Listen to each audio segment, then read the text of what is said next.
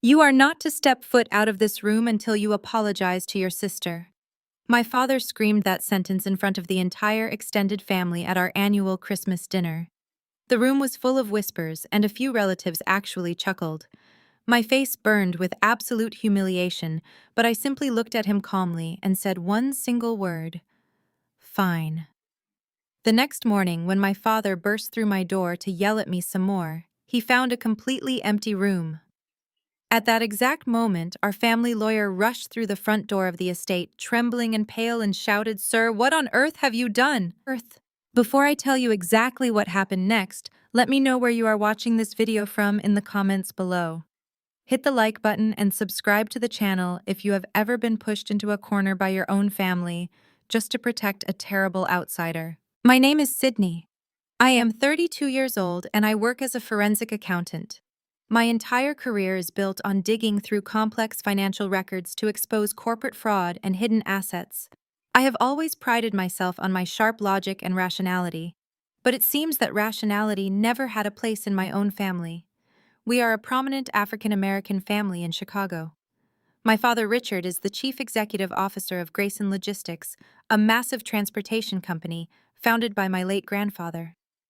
My mother Vanessa is a high society socialite who spends her days running charity galas and values our family image above absolutely everything else. Growing up, I always tried to do the right thing. I got top grades, worked incredibly hard, and built a completely independent career for myself. Yet in my parents' eyes, I was always just a blur in the background. The family spotlight was permanently fixed on my younger sister Brianna. At 28 years old, Brianna is a social media influencer. She spends her entire day taking heavily staged photos, shopping with my parents' credit cards, and playing the delicate victim whenever the slightest thing goes wrong. Then Connor entered the picture. Connor is Brianna's white husband who constantly wears the facade of a tech startup entrepreneur. He walked into our family with a subtle sense of entitlement, acting like he was superior to everyone else. Connor was always bragging about his new application's multi-million-dollar funding rounds and walking around in expensive leather loafers that he could not actually afford. My parents absolutely worshipped him because they firmly believed Connor was going to elevate our family into the elite future tech world. Everything exploded on Christmas Eve, just a few months ago. My father hosted an incredibly lavish dinner at the main estate. The dining room was packed with aunts, uncles, and cousins. I sat quietly at the far end of the long table, enjoying my prime rib. Sitting directly across from me were Brianna and Connor. Suddenly, right as everyone was raising their glasses for a toast, Brianna slammed her fork down onto her plate. She covered her face with both hands and began sobbing violently and dramatically. The entire dining room went completely silent instantly. My mother rushed over and wrapped her arms around Brianna's shoulders, frantically asking what was wrong with her precious daughter. Brianna sniffled, reached into her expensive designer handbag, and pulled out a thick stack of printed documents. She slammed the papers down onto the center of the dining table and pointed a trembling finger directly at me. "She ruined us!" Brianna screamed through her theatrical tears. "Sydney ruined Connor's company. We are going to lose absolutely everything because of her jealous and vindictive heart." I sat there completely stunned, put my water glass down, and looked at my sister in total confusion.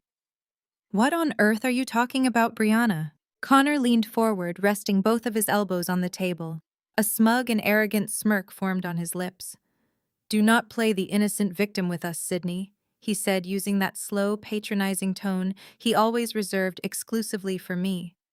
I was exactly one signature away from securing a $5 million investment from a major venture capital firm.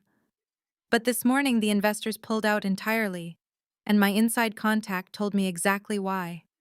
A senior software expert at your firm sent them a fake technical audit claiming my source code was unstable and full of massive security breaches. I let out an exhausted laugh. "I do not even know what your software does, Connor," I replied, keeping my voice completely steady. "I work in forensic accounting, not software engineering. I do not have the free time to care about your little startup project." "Look at how she talks to my husband," Brianna wailed, burying her face in my mother's shoulder. She hates that I have a happy marriage and that Connor is about to be a millionaire, so she used her financial industry connections to destroy his $5 million contract. These emails are the solid proof that she secretly contacted the investors to slander Connor. I glanced over at the scattered papers on the table. Even upside down, I could easily tell those documents were incredibly sloppy forgeries. The email formatting was completely wrong, and the financial projections made absolutely zero logical sense. Anyone with basic business knowledge would instantly see it was a fabricated lie. But my family did not care about the truth or logical evidence. They only cared about protecting the perfect narrative Brianna had created. My father Richard stood up aggressively at the head of the table. His face was burning red with intense anger. He did not ask me a single question about the truth. He just stared at me with eyes full of absolute disgust and disappointment. "How could you do something so wicked to your own blood?" my father shouted, his voice booming so loudly it silenced all the whispers of our relatives. "Your sister brings joy and pride to this house. Her husband is working hard to build an empire. And you just sit in the shadows trying to drag them down because you are so pathetic and lonely." "Dad, those documents are completely fake," I tried to explain, keeping my posture firm.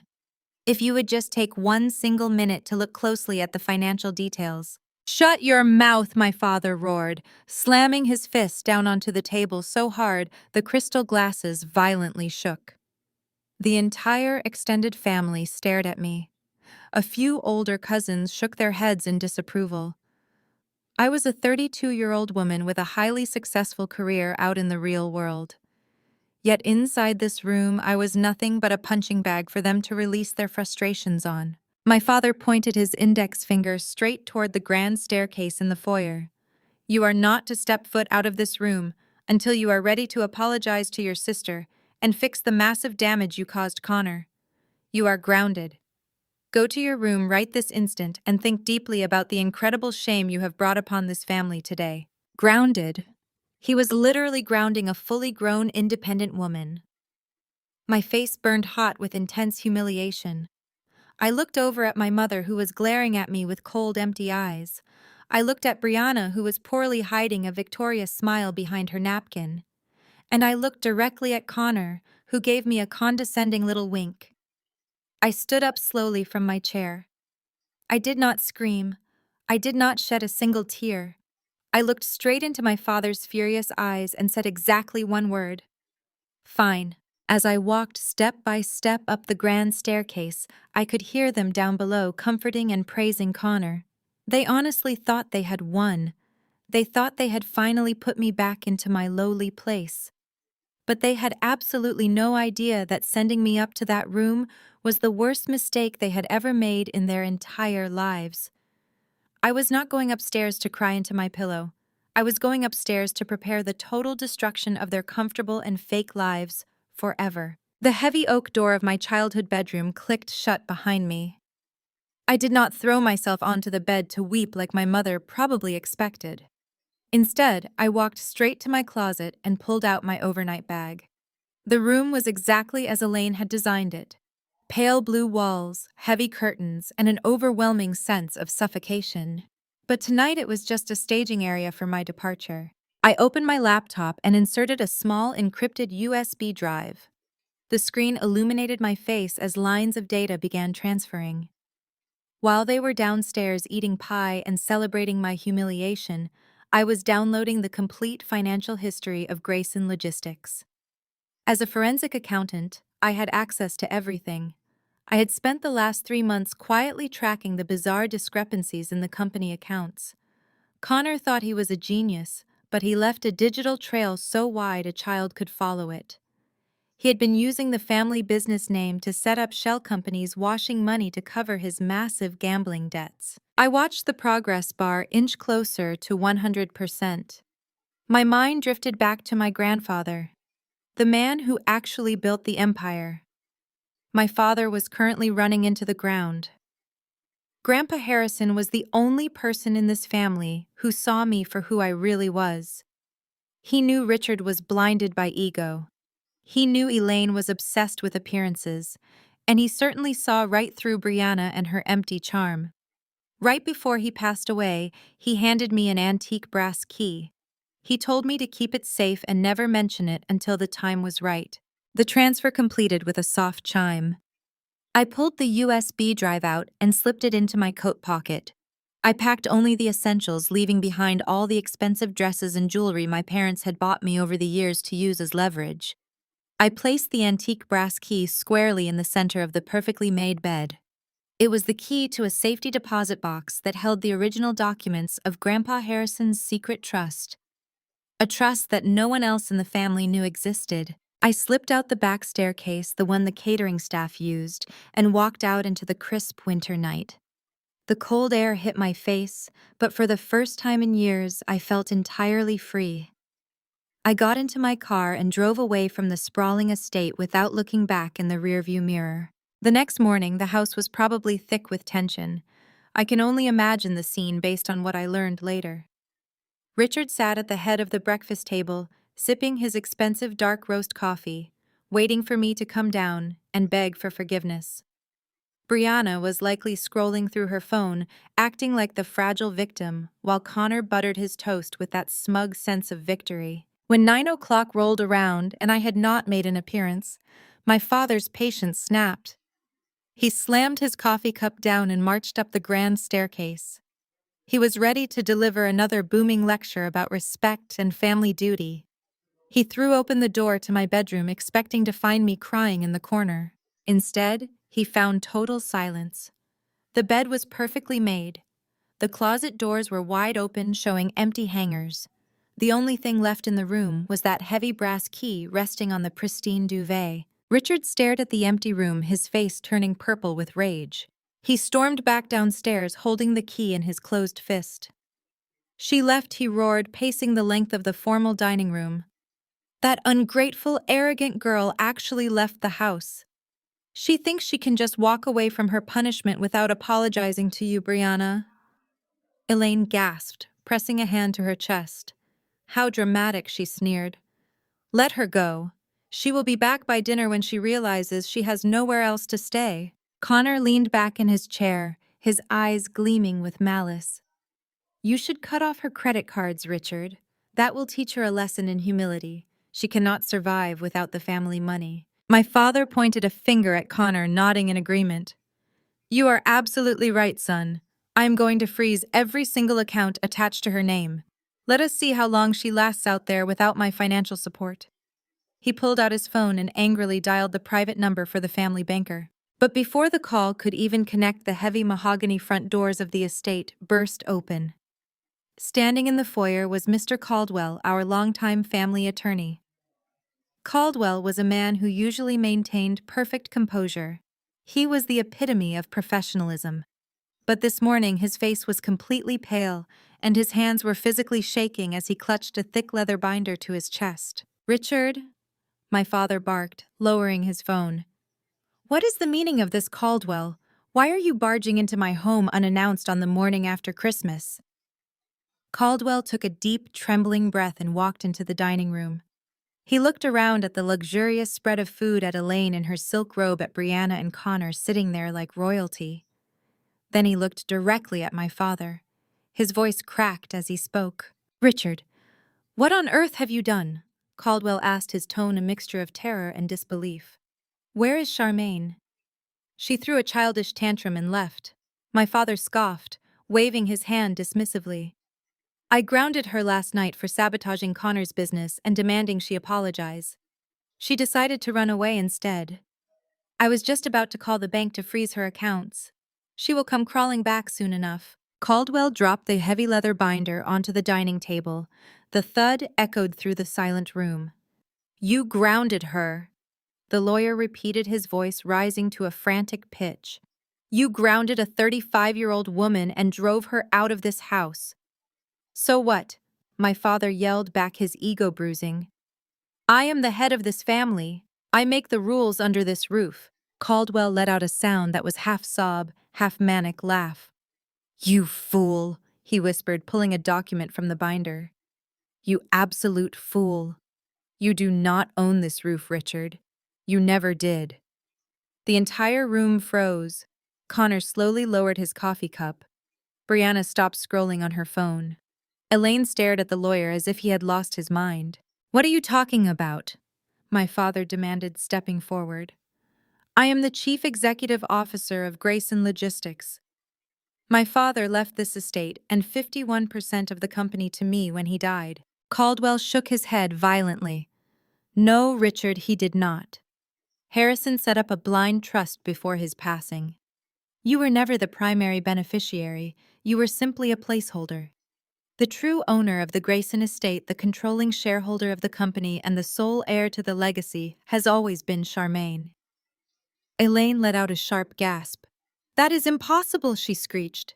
"Charmaine is unstable. Harrison would never leave the empire to her over his own son." "It is the truth," Caldwell said, flipping to a page marked with a red tab. "And Harrison included a very specific clause in the trust. It was called the Respect Clause. It stated that if you ever attempted to strip Charmaine of her dignity, forced her out of her home, or maliciously punished her, the trust would automatically execute a full transfer of all assets into her name instantly.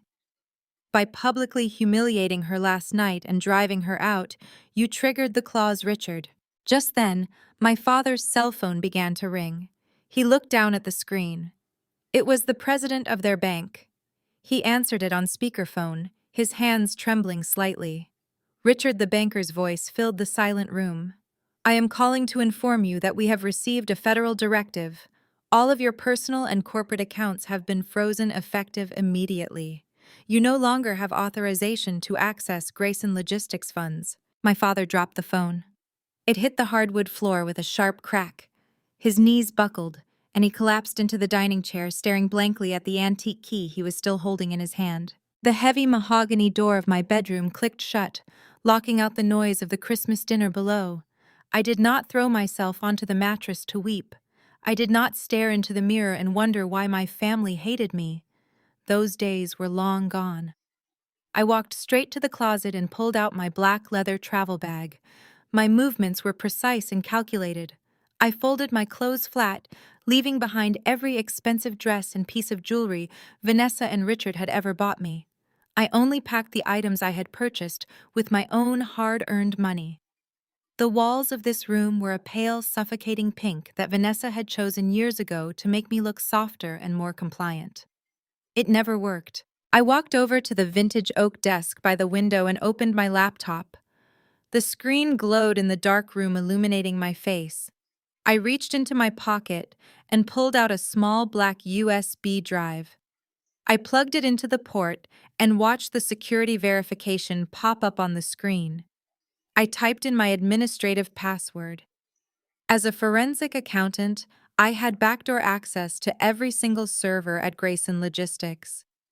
Richard thought he was running a tight ship, but his corporate network security was an absolute joke. I navigated through the hidden encrypted folders I had been secretly compiling for the past 3 months. Connor had stood in that dining room and accused me of sending a fake technical audit to ruin his $5 million venture capital funding. The truth was, there never was any venture capital funding.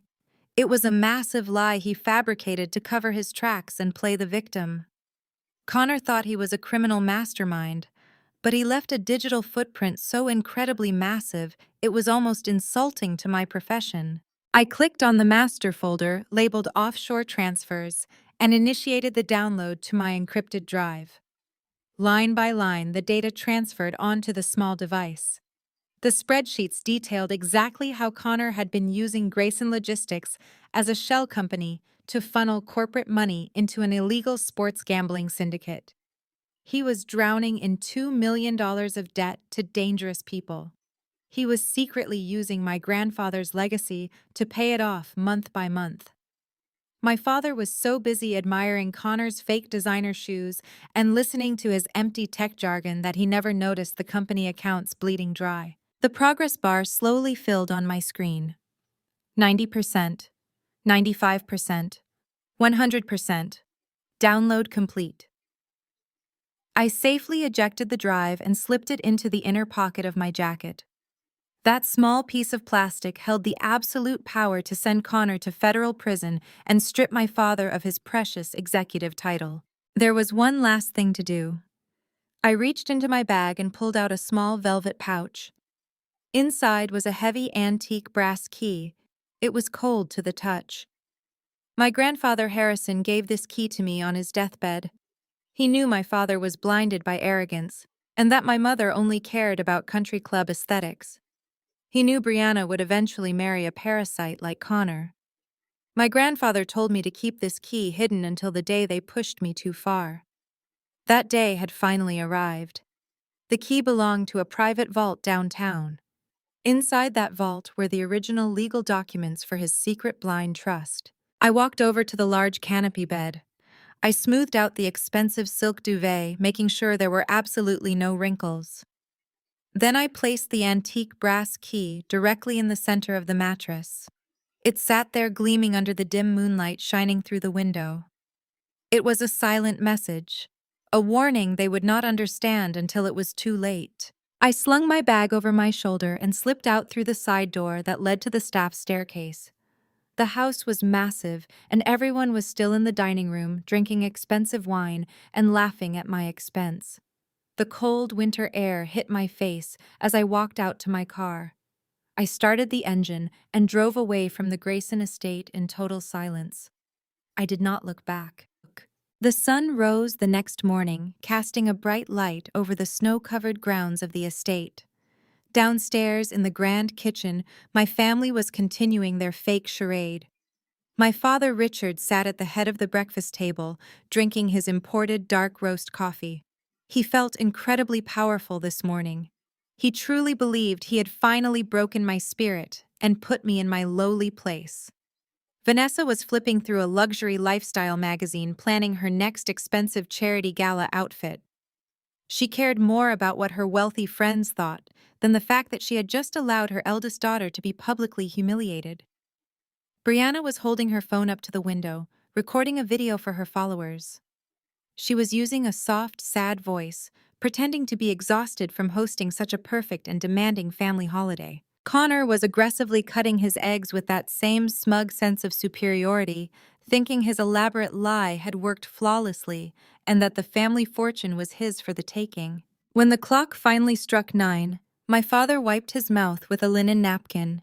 He announced to the table that it was time for me to come down and deliver my formal apology to Connor and Brianna. He expected me to stand before them with my head bowed, begging for forgiveness and financial support. He marched up the grand staircase, his leather slippers slapping heavily against the polished wood steps.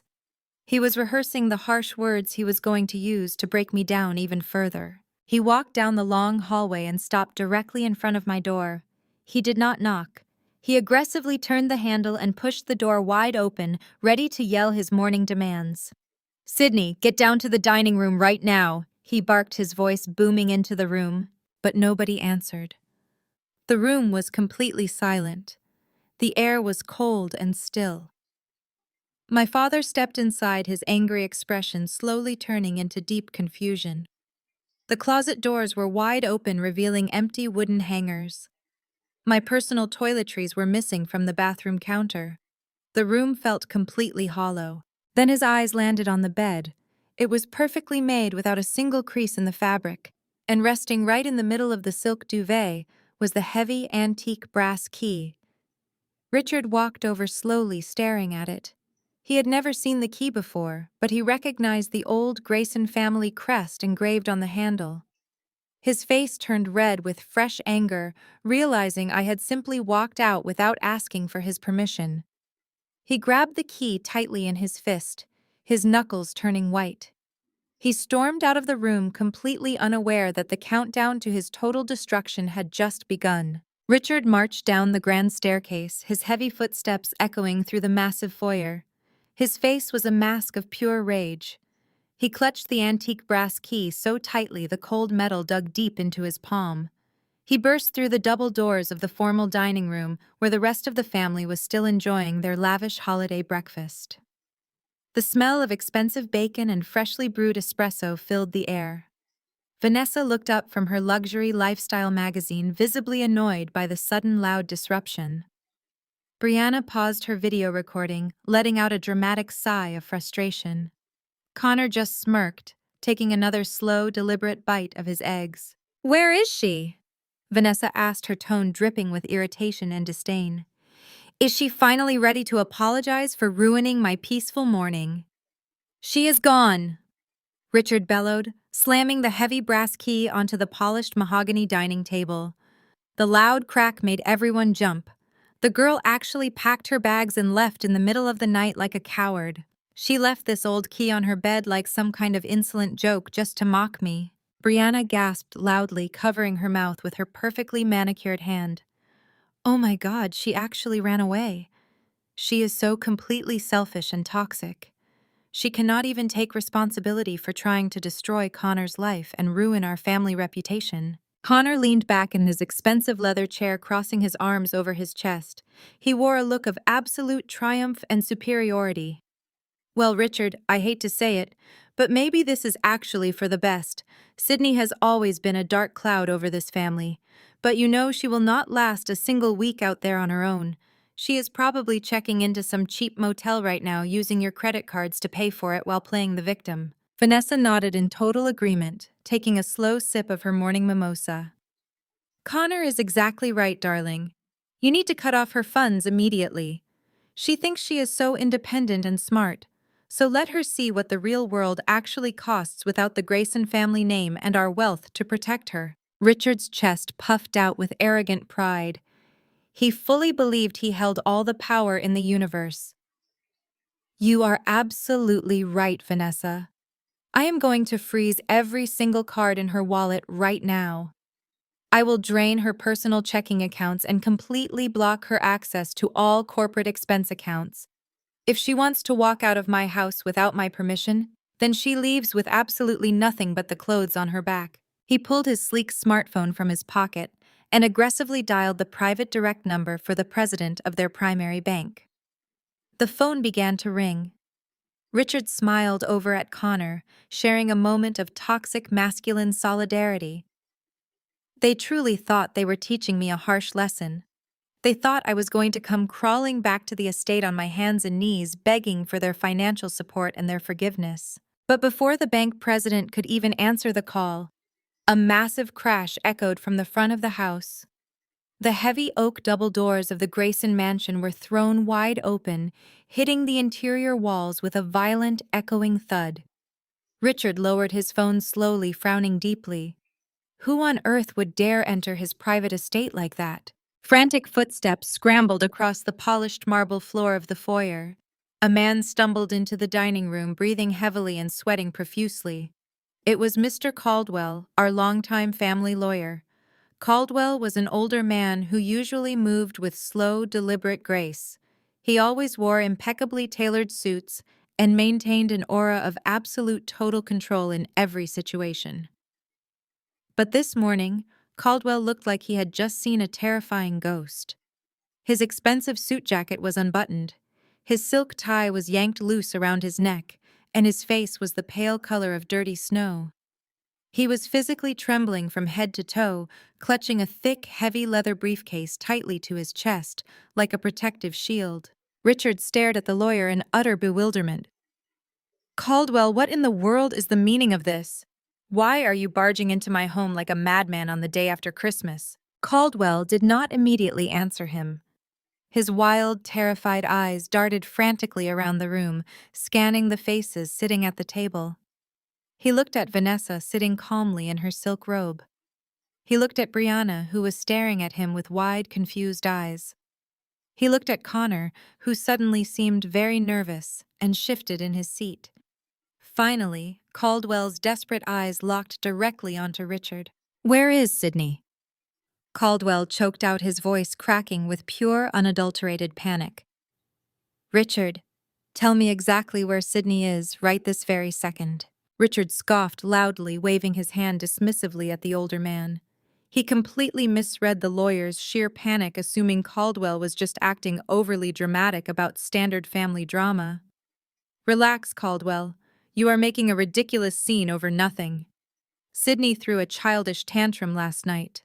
She tried to ruin Connor's new business venture out of pure petty jealousy. So I grounded her.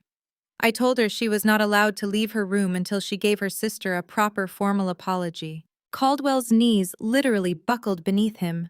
He had to grab the back of an empty wooden chair just to keep himself from collapsing onto the floor. "You grounded her," Caldwell whispered, staring at Richard with absolute horror. "You grounded a 32-year-old independent woman inside this house." "Yes, I did," Richard barked, his fragile ego flaring up instantly. "I am the head of this family and I demand total respect under my roof." But the ungrateful brat decided to pack her bags and sneak out in the middle of the night instead. "She left this stupid key on her bed." Richard pointed angrily at the antique brass key resting innocently on the dining table. Caldwell's eyes widened to the size of dinner plates when he saw the old key. A strange, agonizing sound escaped his throat. It was half sob and half terrified scream. And right now, Richard continued entirely oblivious to the lawyer's total mental meltdown.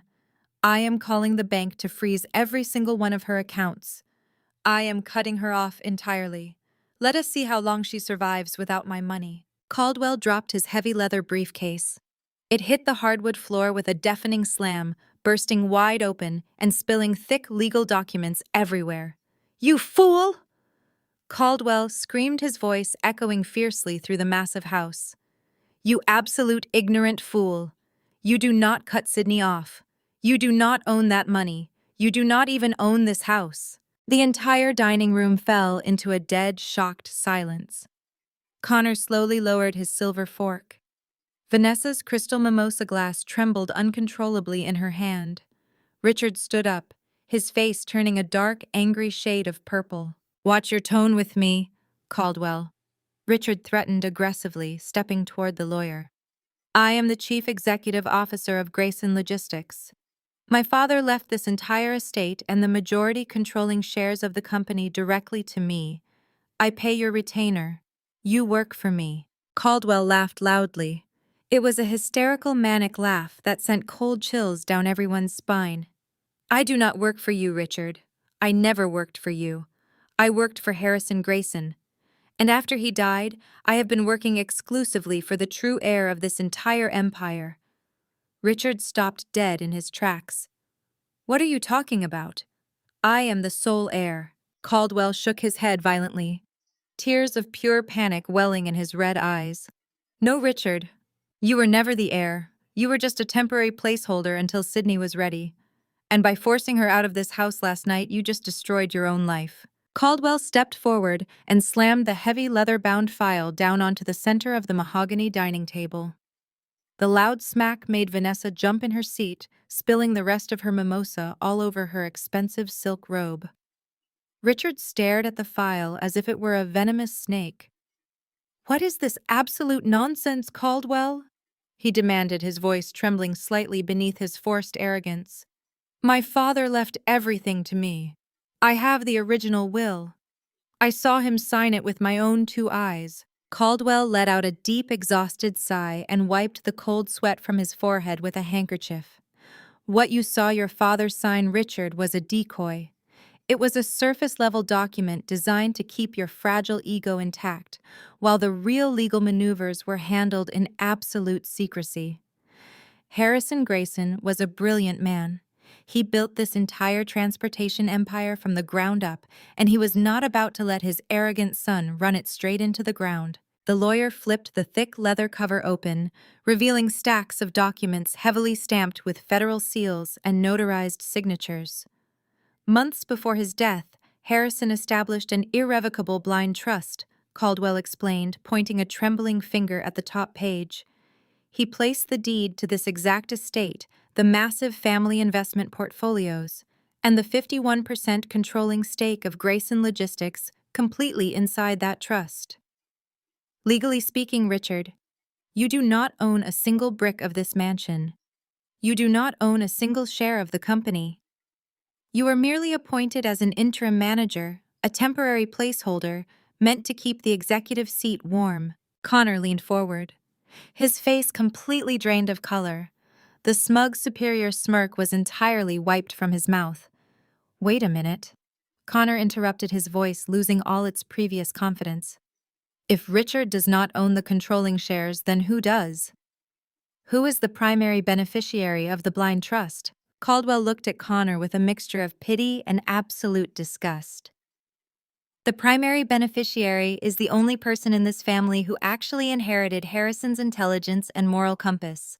The sole heir to the entire Grayson empire has always been Sydney. The dining room erupted into total chaos. Brianna let out a loud, dramatic gasp.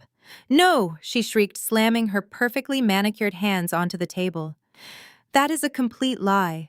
Grandpa loved me. I was always the favorite grandchild. Sydney is a cold, manipulative psycho. Grandpa would never give everything to her and leave us with nothing. Your grandfather saw right through your fake tears," Brianna Caldwell snapped, shutting her down instantly. His voice was cold and firm. "Harrison knew exactly what kind of people you all were. He knew Richard cared more about his country club status than the actual corporate ledger. He knew Vanessa only valued the family name when it bought her expensive dresses and front row seats at charity events. And he knew Sydney was the only one capable of protecting the Grayson legacy from greedy leeches like your husband Connor." Vanessa clutched her pearl necklace, her chest heaving with panicked breaths. "This is illegal," she stammered, her eyes wide with disbelief. "You cannot secretly give away an entire estate. We will take this to court. We will sue you and Sydney for every penny you have. We will claim Harrison was not in his right mind when he signed those papers." "You can certainly try," Vanessa Caldwell replied calmly, adjusting his glasses. But Harrison had himself evaluated by 3 independent psychiatrists the week he signed the trust. He also had the entire signing process recorded on video, with 2 federal judges serving as witnesses. The trust is completely ironclad. It is bulletproof. There is absolutely no legal loophole for you to exploit. Richard snatched the heavy stack of documents from the open folder. His eyes darted wildly across the dense legal jargon, reading the specific clauses, the signatures, and the irrefutable proof of his own total insignificance. His hands began to shake violently, making the thick papers rattle. The documents crumpled under his tightening grip. "This cannot be real," he muttered over and over again, his voice shrinking into a pathetic hollow whisper. "I am the chief executive officer. I am the patriarch of this family. I built my life around this company." "You were allowed to play the role of the chief executive officer," Richard Caldwell corrected him softly but firmly. "You were allowed to play boss and live in this mansion only as long as you adhered to the strict conditions Harrison laid out in the trust. He knew your temper and he knew how unfairly you treated Sydney, so he put guardrails in place to protect her from you." Connor stood up from his chair, nervously pacing back and forth across the dining room floor. His entire fake millionaire persona was crumbling right before their eyes. "What kind of guardrails?" Connor demanded, his voice cracking with rising panic. "What exactly does this mean for the company funding?" Caldwell ignored Connor and kept his eyes locked on my father. "Harrison trusted Sydney to take over when the time was right. But he also wanted to give you a fair chance, Richard. He allowed you to act as the head of the family under the condition that you never abused your power over the true heir. But you could not even do that. You let your ego blind you. You chose to believe a ridiculous fabricated lie from an outsider over the word of your own flesh and blood." Richard stared blankly at the crumpled legal papers in his hands. The reality of the situation was finally crashing down heavily upon his shoulders. The entire empire he loved bragging about to his wealthy friends, the private jets, the corporate credit cards, the massive estate, they were all just illusions. He was nothing but a glorified tenant living in his daughter's house and managing his daughter's money. The silence in the room was deafening. The only sound was the heavy, panicked breathing of the people who suddenly realized they were entirely broke. Vanessa slumped back in her chair, looking around the luxurious dining room as if the walls were closing in on her. Every crystal chandelier, every piece of expensive art, every custom piece of furniture legally belonged to the daughter she had neglected and insulted for over 3 decades. Brianna started to cry again, but this time there were no cameras rolling, and there was no fake performance. These were real tears of absolute terror. Her lavish influencer lifestyle, funded entirely by my father, was officially over. She looked at Connor desperately, hoping her husband would use his supposed business brilliance to save them. But Connor was standing frozen, staring at the floor like a trapped rat. His tech startup lie was useless now that the Grayson family bank accounts were no longer under Richard's control. "So what happens now?" Richard asked, his voice completely devoid of its usual booming authority. He looked like a deflated balloon, a pathetic shadow of the man who had yelled at me just 12 hours earlier. Caldwell slowly closed the empty leather binder. "What happens now is entirely up to Sydney," he stated plainly. "She is the sole legal owner of Grayson Logistics and this estate. The blind trust is no longer blind. You have no authority to freeze her accounts, Richard, because those accounts actually belong to her. In fact, the bank has already recognized her as the primary account holder. That is why your access was revoked this morning." Richard buried his face in his trembling hands. The gravity of his massive mistake was finally fully understood. He had grounded the owner of the house. He had banished the billionaire. Caldwell reached into his leather briefcase one more time and pulled out a single sheet of heavy, ivory parchment paper. "This is the exact wording of the respect clause," he said, his voice steady and completely devoid of any sympathy. "Harrison anticipated that your massive ego would eventually override your common sense, Richard. He knew you would try to push Sydney out the moment she stopped blindly obeying you. The clause clearly states that should Richard Grayson ever attempt to evict, disinherit, or publicly degrade Sydney Grayson, the interim management period will instantly and permanently terminate. All corporate and personal assets held within the blind trust will immediately bypass the probation period and vest fully in Sydney's name." Richard stared at this parchment paper as Caldwell placed it directly in front of him. His eyes traced the ink signature of his late father. The writing was black and absolute. There was no ambiguity and no legal gray area. "You triggered this death clause the moment you ordered her to be confined to her room, like a disobedient child." Caldwell continued, looking down at my father with utter disgust. "You humiliated her in front of the entire extended family. You demanded she apologize to a manipulative man who is actively draining this company dry. And when she chose to leave with her dignity intact, you foolishly attempted to financially ruin her. The trust constantly monitors these aggressive actions. The exact moment you placed that phone call to the bank, attempting to freeze her credit cards, the legal tripwire was permanently crossed." Vanessa let out a loud, dramatic wail and buried her face in her trembling hands. Her perfectly styled hair fell out of place, ruining her pristine morning look. All of her extravagant charity gala plans, her exclusive country club memberships, her luxury vacations to Europe, they were all gone in a matter of seconds. "How could Harrison do this to us?" she sobbed loudly, the tears ruining her expensive makeup. "We are his family. We gave him beautiful grandchildren. He did it to protect the only family member who actually cared about the logistics company rather than the money it produced," Caldwell replied coldly, not offering her a single shred of comfort. Connor suddenly lunged forward, his face twisted in a desperate, sweaty panic. "What about my funding?" he yelled, slamming his fist on the table. "What about the seed money Richard promised me for my software launch? You cannot just cut me off, Caldwell. I have serious financial obligations. I have massive debts that need to be paid this week." Before Caldwell could even answer, a sharp ringing sound pierced the tense air of the dining room. It was Richard's cell phone. Richard looked down at the glowing screen. It was a direct priority number from the vice president of the Executive Wealth Management Division at their primary bank. Richard reached out with a trembling hand and tapped the screen to answer, placing it on speakerphone so everyone in the room could hear the final nail in their coffin. His voice was nothing but a raspy, hollow whisper when he spoke. "Hello, Mr. Grayson." The banker's voice came through the speaker, sounding extremely rigid, formal, and completely unsympathetic.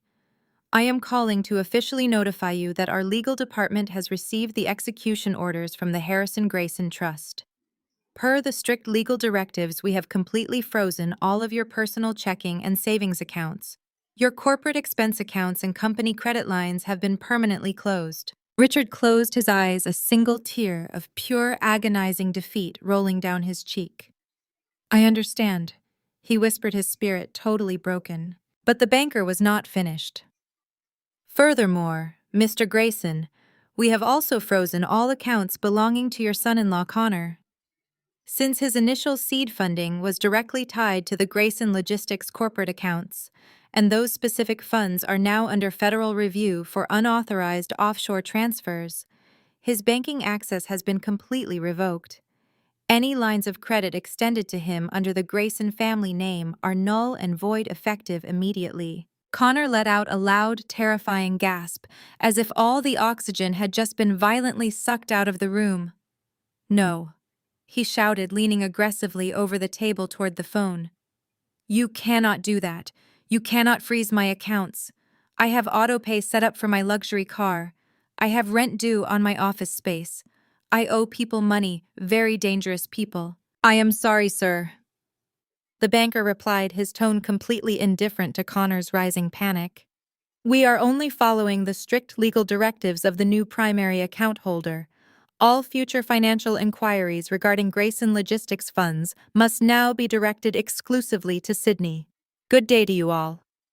The line went dead with a soft, brutal click. Connor grabbed his own hair in sheer panic. His carefully crafted wealthy tech bro image completely shattered into a million pieces. The $2 million he owed to the underground sports gambling syndicate was due at the end of the month. He had planned to quietly siphon that exact amount from the company accounts, using his fake venture capital story as a brilliant cover. Now he had absolutely zero access to the money.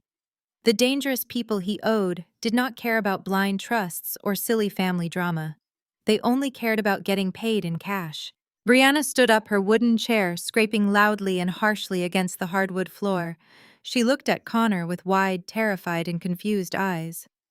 Connor, what does the bank mean by unauthorized offshore transfers? She asked, her voice trembling with fear. What did you do with the company money? Connor backed away from the dining table, his wild eyes darting toward the front door of the mansion. Shut up, Brianna! He snapped, his voice vicious, cruel, and completely devoid of any love. Just shut your stupid, ignorant mouth. I do not have time to deal with your pathetic crying right now. I need to make a phone call to save my own life. He turned around and literally sprinted out of the dining room, leaving his shocked wife standing there in a puddle of tears. The golden child was finally seeing the real monster she had blindly married. There was no loving husband trying to build a massive tech empire for her future. There was only a desperate criminal who had just lost his golden goose and was about to face the wrath of the criminal underworld. Caldwell began gathering his scattered legal documents, returning them methodically to his leather briefcase. He did not show a single ounce of pity for the greedy people sitting in that room. My work here is done, Caldwell said, securing the brass clasps of his bag. Sydney has officially assumed the role of Chief Executive Officer. She has already hired an independent forensic auditing firm to review every single financial transaction approved by you, Richard, over the last 3 years. If they find any financial discrepancies, you will be held personally liable for the damages. Richard did not move a single muscle. He sat completely frozen in his chair, staring blankly at the cold, expensive breakfast sitting untouched in front of him. He had spent his entire life building a kingdom of arrogance and entitlement. He had allowed his wife to neglect their eldest daughter. He had allowed his youngest daughter to act like a spoiled tyrant. He had welcomed a con artist into their home simply because the man knew how to flatter his massive, fragile ego. And now the daughter he had banished to her room. The daughter he had told to find another place to live was the undisputed queen of the entire empire. Caldwell turned and walked out of the dining room, his steady footsteps echoing loudly in the silent foyer. The heavy mahogany front doors opened and closed, leaving the Grayson family entirely alone in the cold, dark reality of their new absolute poverty. Richard sat in the deafening silence of the dining room for a full 5 minutes before his survival instincts finally kicked in. He stood up so violently, his heavy wooden chair tipped backward and crashed onto the floor. This is a mistake, he muttered, pacing the room like a caged animal. Caldwell is a senile old fool making a power grab. My father would never do this to me. Get dressed, everyone. We are going downtown right now. I am still the chief executive officer of Grayson Logistics, and I am going to march into my office and fix this massive misunderstanding. Connor was already sprinting toward the garage, desperately needing to secure whatever cash he could find before the federal freeze fully locked down the offshore accounts. Vanessa pulled her silk robe tighter around her body, her hands trembling so badly she could barely hold her phone. Brianna just stood there looking completely lost, her perfect morning entirely shattered. Within 10 minutes, they were all piled into Richard's luxury SUV. The drive to the downtown Chicago corporate headquarters was filled with a thick, suffocating tension. Richard gripped the steering wheel so hard his knuckles turned completely white. Connor sat in the passenger seat, frantically biting his fingernails and checking his phone every 2 seconds. He was terrified the dangerous men he owed money to were already tracking his location.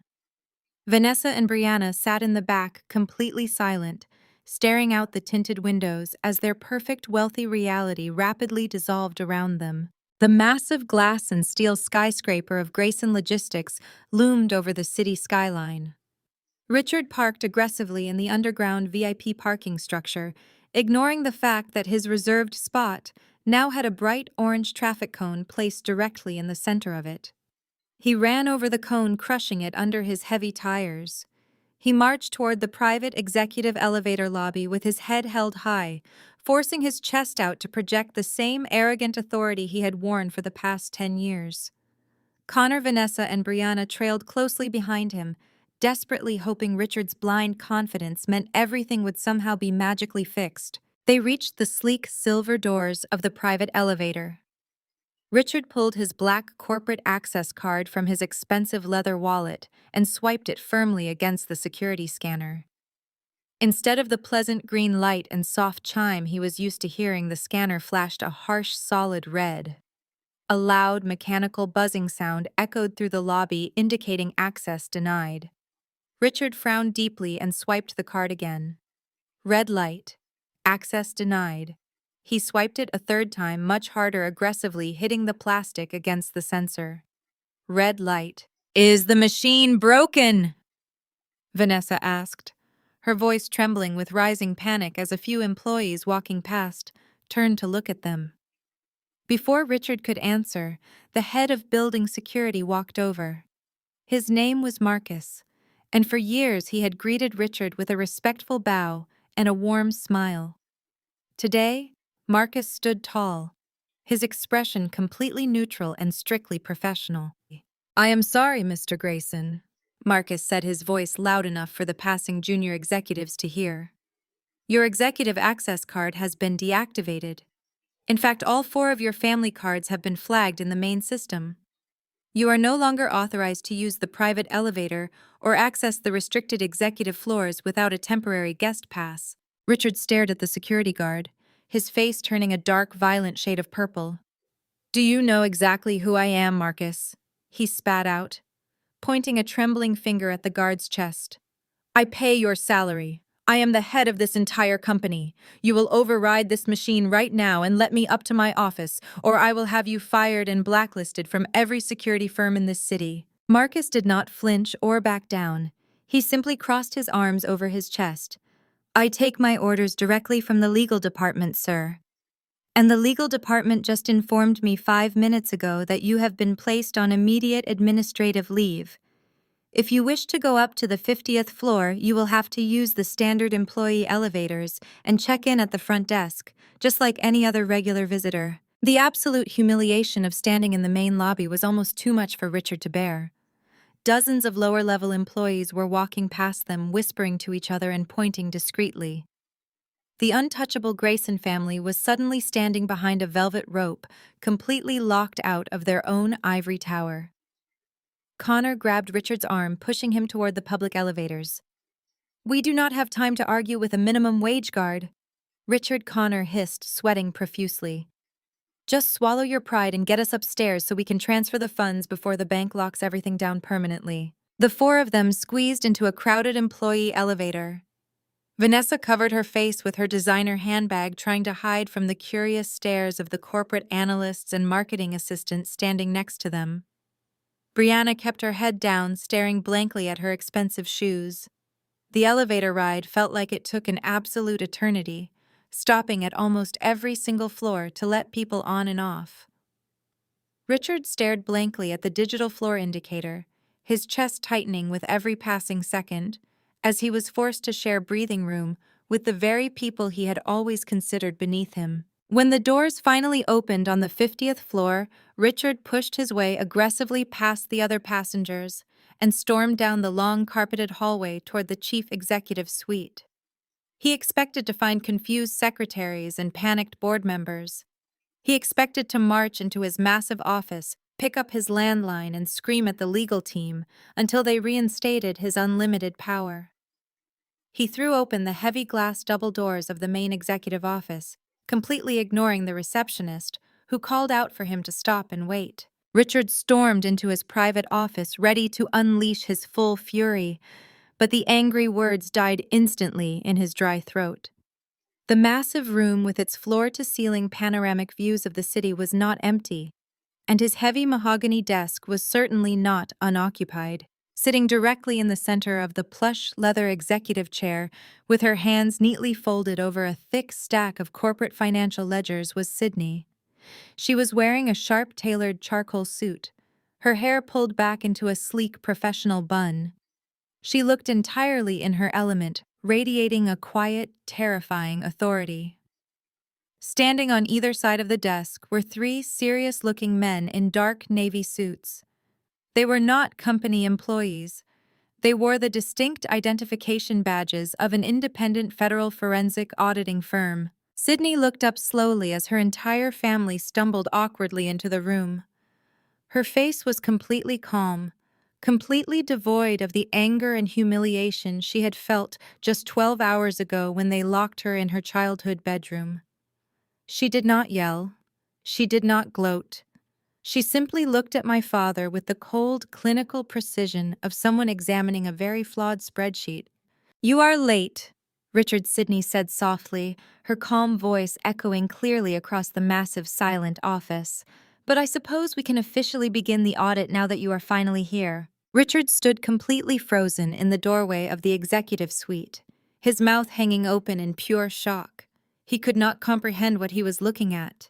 His daughter, the one he had publicly humiliated and banished to her room the night before, was now sitting comfortably behind the most powerful desk in the building.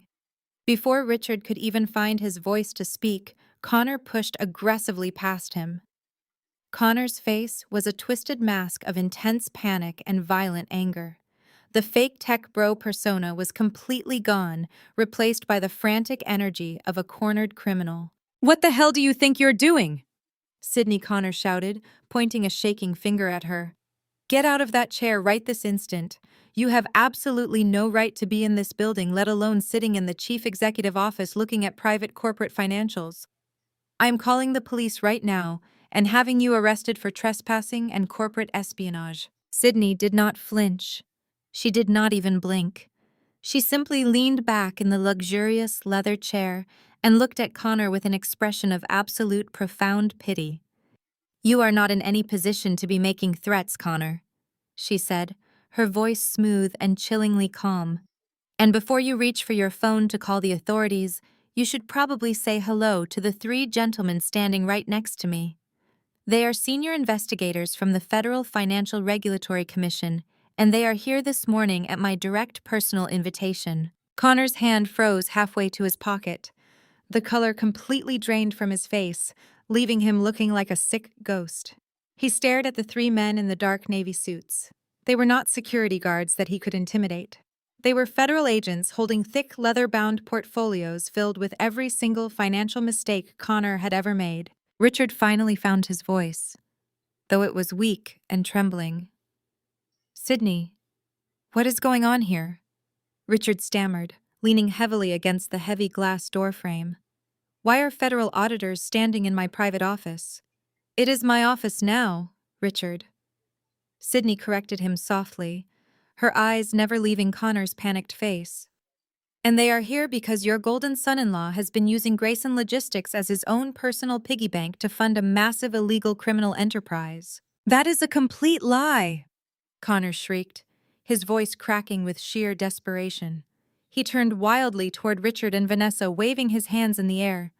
Do not listen to a single word she says, Richard. She is completely insane. She is just a bitter, jealous woman making up crazy stories because she wants to ruin my life. She is just a low-level software developer. She does not understand anything about high-level corporate finance or venture capital funding. Sydney slowly stood up from the heavy mahogany desk. That is where you made your first and most fatal miscalculation, Connor, she said, her voice cutting through the tense air of the room like a razor blade. You assumed I was just an ordinary tech worker because you never actually bothered to ask what I do for a living. My father never asked. My mother never asked. None of you ever cared enough about my life to know my actual profession. The entire family stared at her in stunned silence. Vanessa clutched her designer handbag to her chest, her eyes wide with growing terror. I am a senior forensic accountant, Sydney stated clearly, the words echoing loudly across the massive room. My entire professional career is dedicated exclusively to tracking down hidden corporate assets, exposing white-collar crime, and dismantling complex international fraud networks. I have personally sent billionaire executives to federal prison for trying to hide their dirty money. Your little accounting tricks, Connor, were the financial equivalent of a greedy toddler trying to hide stolen candy under a glass table. Sydney reached out and opened the thick black folder resting on the desk in front of her. She pulled out a massive stack of printed spreadsheets, the exact documents she had downloaded onto her encrypted drive the night before. Let us talk about your brilliant $5 million venture capital deal. Connor, she said, sliding the heavy stack of papers across the polished wood surface. There never was any venture capital firm. There were no outside investors. The entire tech startup was a completely fabricated lie, a massive fairy tale you spun to flatter my father's massive ego, so he would give you unrestricted access to the corporate bank accounts. Brianna stepped forward, her voice trembling violently. Connor, what is she talking about? Brianna whimpered, looking at her husband with desperate, pleading eyes. Tell her she is lying. Connor, tell them about your software app. Connor did not look at his wife. He was staring at the federal auditors, his chest heaving with panicked breaths. Shut up, Brianna, he hissed viciously, completely dropping the loving husband act. He needed that unrestricted access because he is currently drowning in $2 million of illegal sports gambling debt. Sydney continued, ignoring Brianna's tears. He owes a massive amount of money to very dangerous people in the criminal underworld. His brilliant master plan was to use our family company name to quietly set up 3 offshore shell companies in the Cayman Islands. Sydney tapped her manicured index finger against the top page of the spreadsheet, highlighting a series of red numbers. He was going to authorize a $5 million international wire transfer this morning, disguised as legitimate seed funding for his fake software launch. His plan was to use $2 million to quietly pay off his violent bookies and then pocket the remaining $3 million for himself. He was going to take the cash and run, leaving Brianna behind, and leaving Grayson Logistics to take the massive financial hit. Richard's legs finally gave out completely.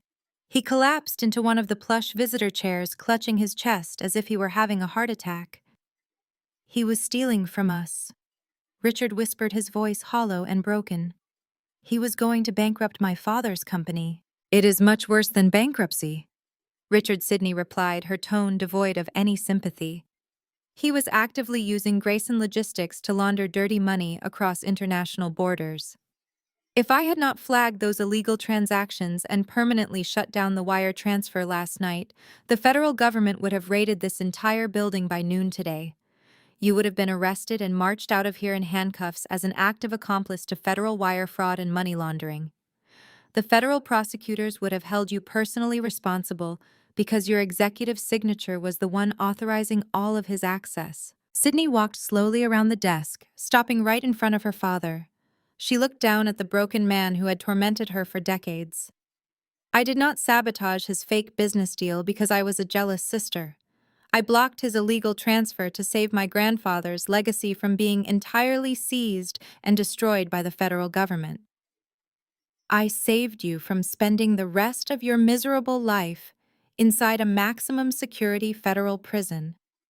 And your immediate response to me saving your life was to lock me in my childhood bedroom, demand an apology, and attempt to freeze all of my bank accounts so I would starve on the streets. The massive executive office fell into a dead, suffocating silence.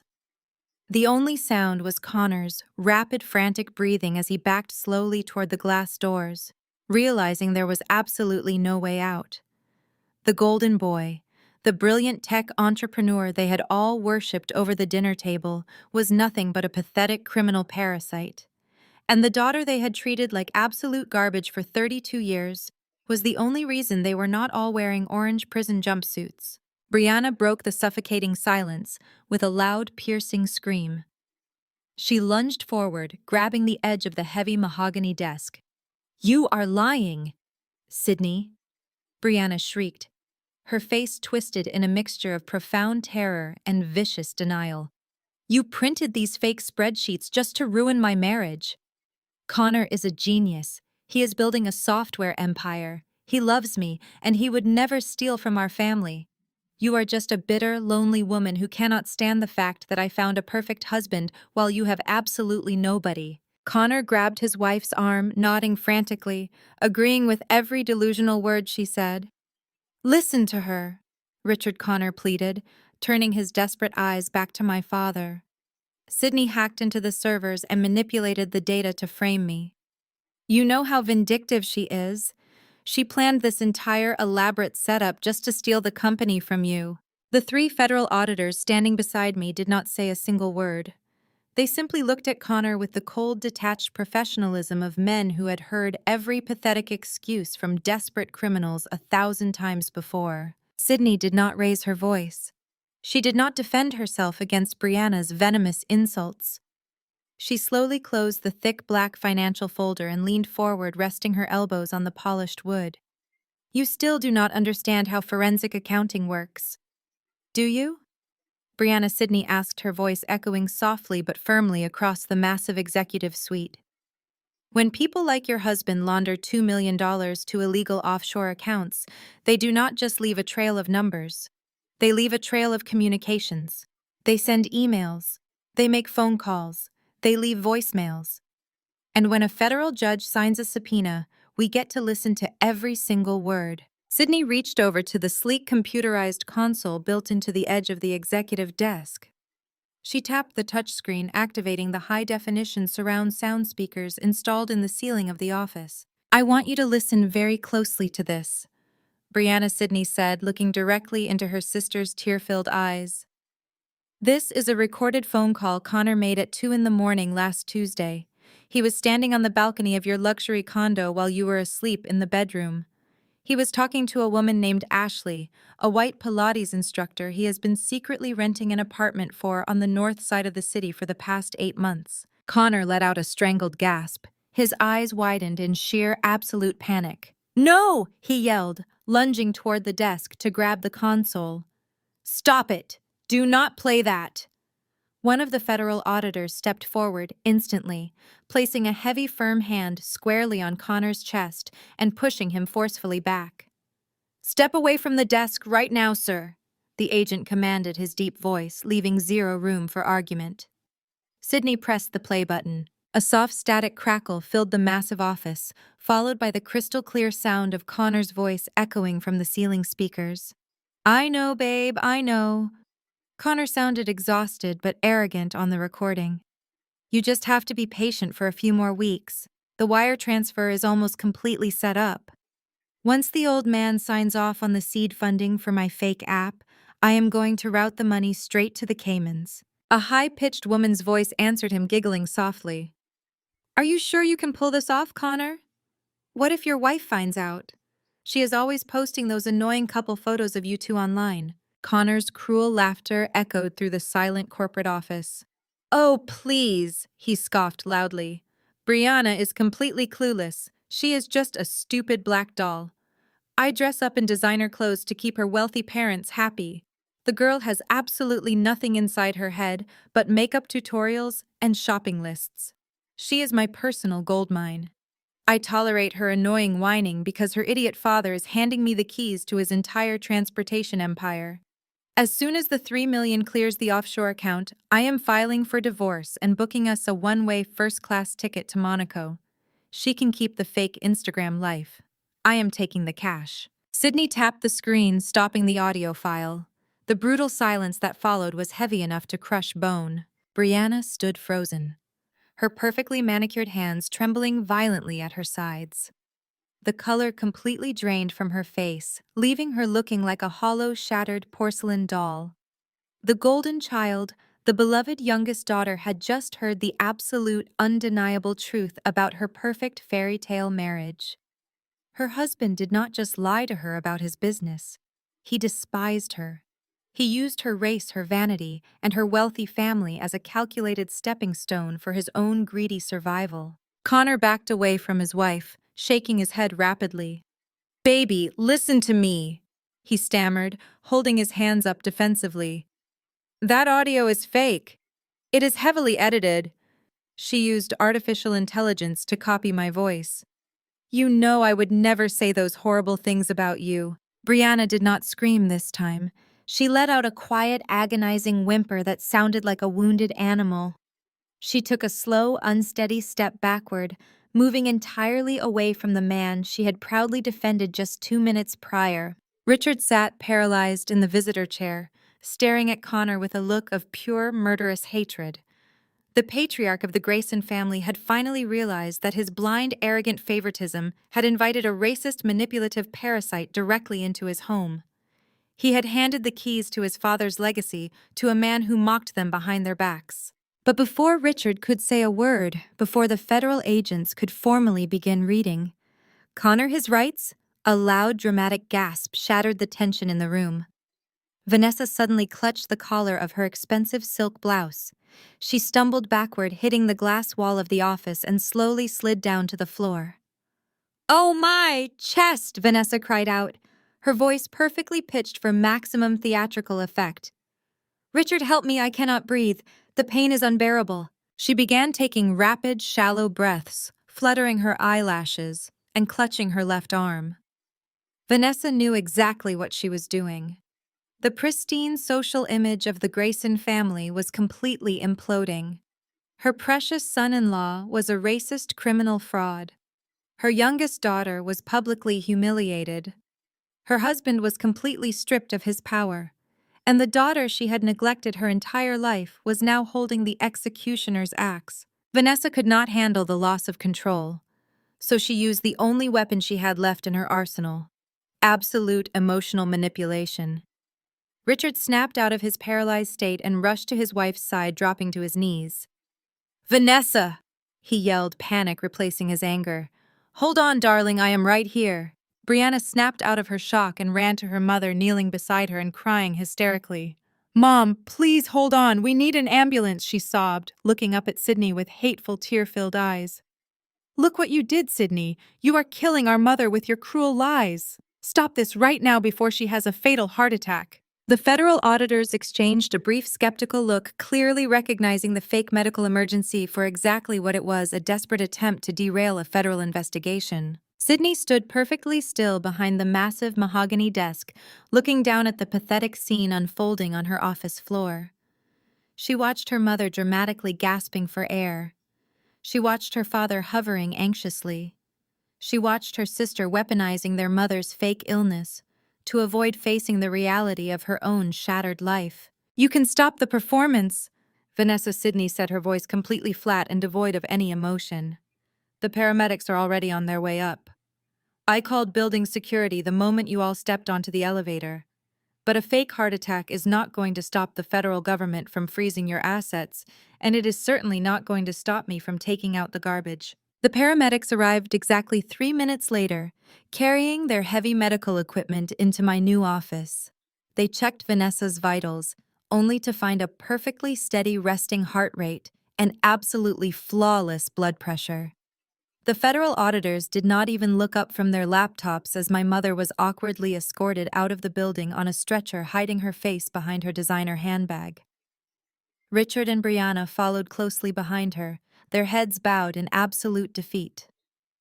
Connor was already gone, having slipped out the emergency stairwell the moment the audio recording finished playing. For the next 48 hours, I completely transformed Grayson Logistics.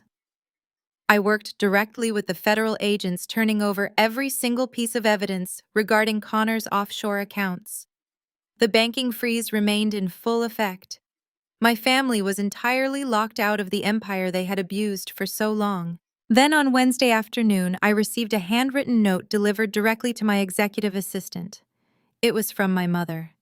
She requested my presence for a private luncheon at the Oak Grove Country Club. Oak Grove was an ultra-exclusive playground for the Chicago elite, a place where Vanessa had spent decades cultivating her flawless social image. I knew exactly why she wanted to meet there. She wanted home court advantage. She wanted to use the crushing weight of high society expectations to force me into submission. I arrived at the country club promptly at noon, wearing a sharp navy blue tailored suit. The dining room was a sea of pastel dresses, pearl necklaces, and quiet, judgmental whispers. As I walked across the plush carpet, I could feel the eyes of dozens of wealthy socialites burning into my back. The rumors about our family had already started spreading through their tight-knit circles. Women who had ignored me my entire life were suddenly pausing their conversations to stare at me over their champagne flutes. Vanessa was sitting at a prime corner table overlooking the manicured green lawn of the 18th hole.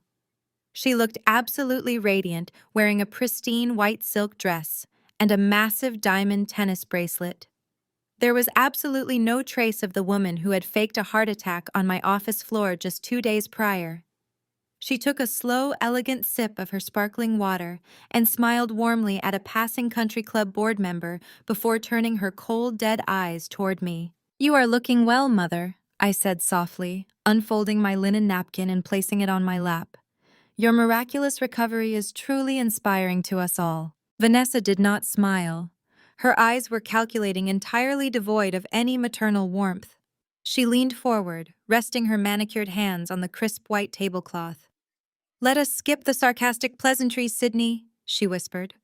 Her voice kept purposefully low so the neighboring tables could not hear our conversation. "You have had your little moment of revenge. You embarrassed your father. You ruined your sister's marriage. You proved to everyone how smart you are. Now it is time to put an end to this ridiculous tantrum before you destroy our family name permanently." I looked at her in mild disbelief. "A tantrum?" I repeated, my tone completely calm. "Your golden boy son-in-law was stealing millions of dollars from the family business to pay off violent criminals, and you call stopping him a tantrum." "He made a financial mistake," Vanessa said, waving her hand dismissively, as if laundering dirty money was akin to accidentally spilling a glass of red wine on a rug. "We could have handled it quietly internally without making a massive public scene. But you just had to bring the federal government into our private affairs. You humiliated us, Sydney. This Saturday night is the grand 30th anniversary gala for Grayson Logistics. The mayor of Chicago will be there. The governor will be there. I will not allow you to stand on that stage and embarrass our legacy any further." I signaled a passing waiter and ordered a simple black coffee. "I am the chief executive officer, Vanessa. I am the only one who will be standing on that stage. None of you are invited to the gala." Vanessa reached down into her expensive leather tote bag and pulled out a thick manila folder. She slid it slowly across the table until it rested right in front of me. "I think you will change your mind after you read what is inside that folder," she said, a wicked, toxic smile creeping onto her face. I opened the heavy folder. Inside were several pages of official-looking medical documents printed on the letterhead of a very prominent and highly expensive private psychiatric clinic in the city. I scanned the dense text. The documents detailed a long, fake history of severe mental instability, paranoid delusions, and erratic manic episodes. At the bottom of the final page was a forged signature from a licensed corrupt psychiatrist, concluding that I was completely mentally unfit to manage any personal or corporate assets. I looked up from the papers, staring into the dark void of my mother's eyes. You forged medical records? I stated, my voice remaining completely flat despite the sheer unadulterated evil of her plan. I paid a very generous donation to a doctor who happens to be a close personal friend of mine, Vanessa corrected me, taking another casual sip of her water. Those records are officially filed in a secure medical database, Sydney. If you do not sign the controlling shares of the trust back over to your father before the gala on Saturday night, I am going to accidentally leak this entire folder to the press and the corporate board of directors. She leaned closer, her voice dripping with pure venom. You are a forensic accountant, Sydney. Your entire career, your professional reputation, your entire identity is built on your flawless credibility and your sound, rational judgment. What do you think will happen to your precious career when the Wall Street Journal runs a front-page story claiming you had a psychotic break and stole your father's company because you suffer from severe paranoid delusions? No one will ever hire you again. The federal auditors will immediately question all of your findings on Connor. The probate court will completely invalidate your grandfather's trust. You will lose absolutely everything you have ever worked for. I sat there listening to the bustling, wealthy sounds of the country club around us.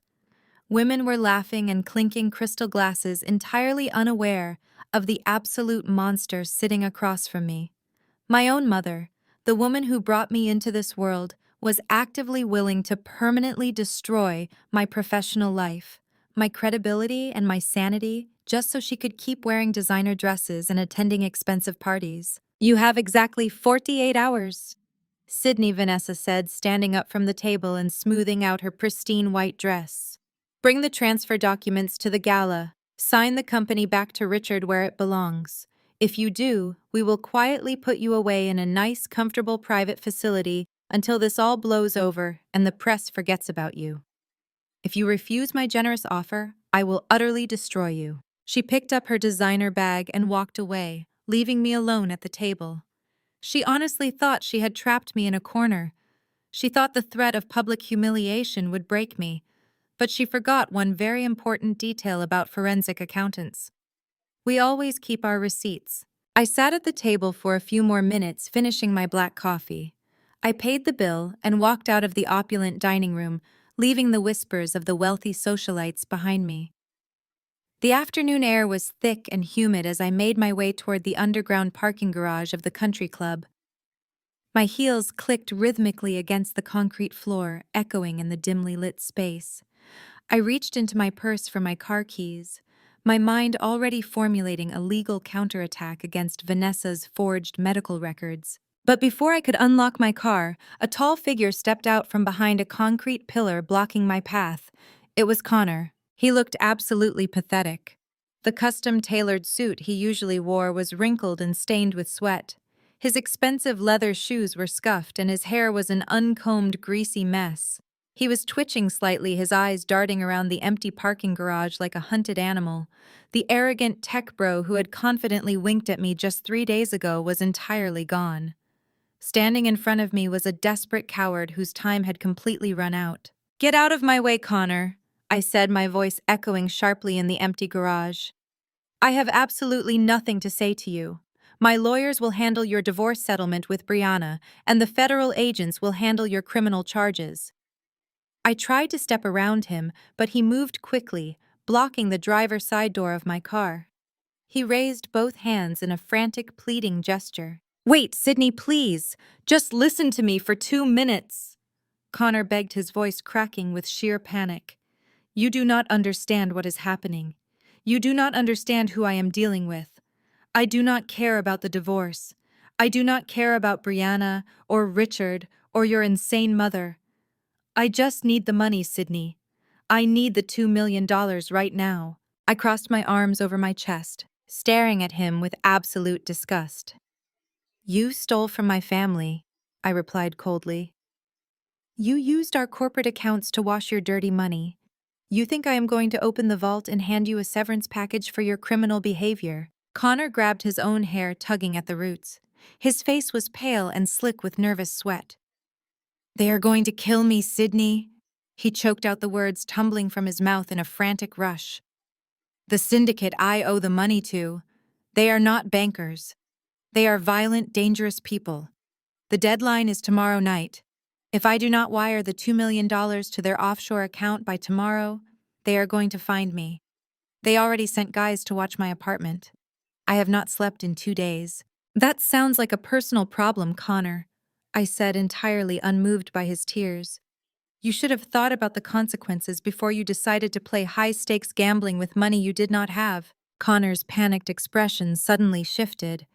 The desperate pleading left his eyes replaced by a dark, malicious glint. He dropped his hands to his sides, and his posture straightened slightly.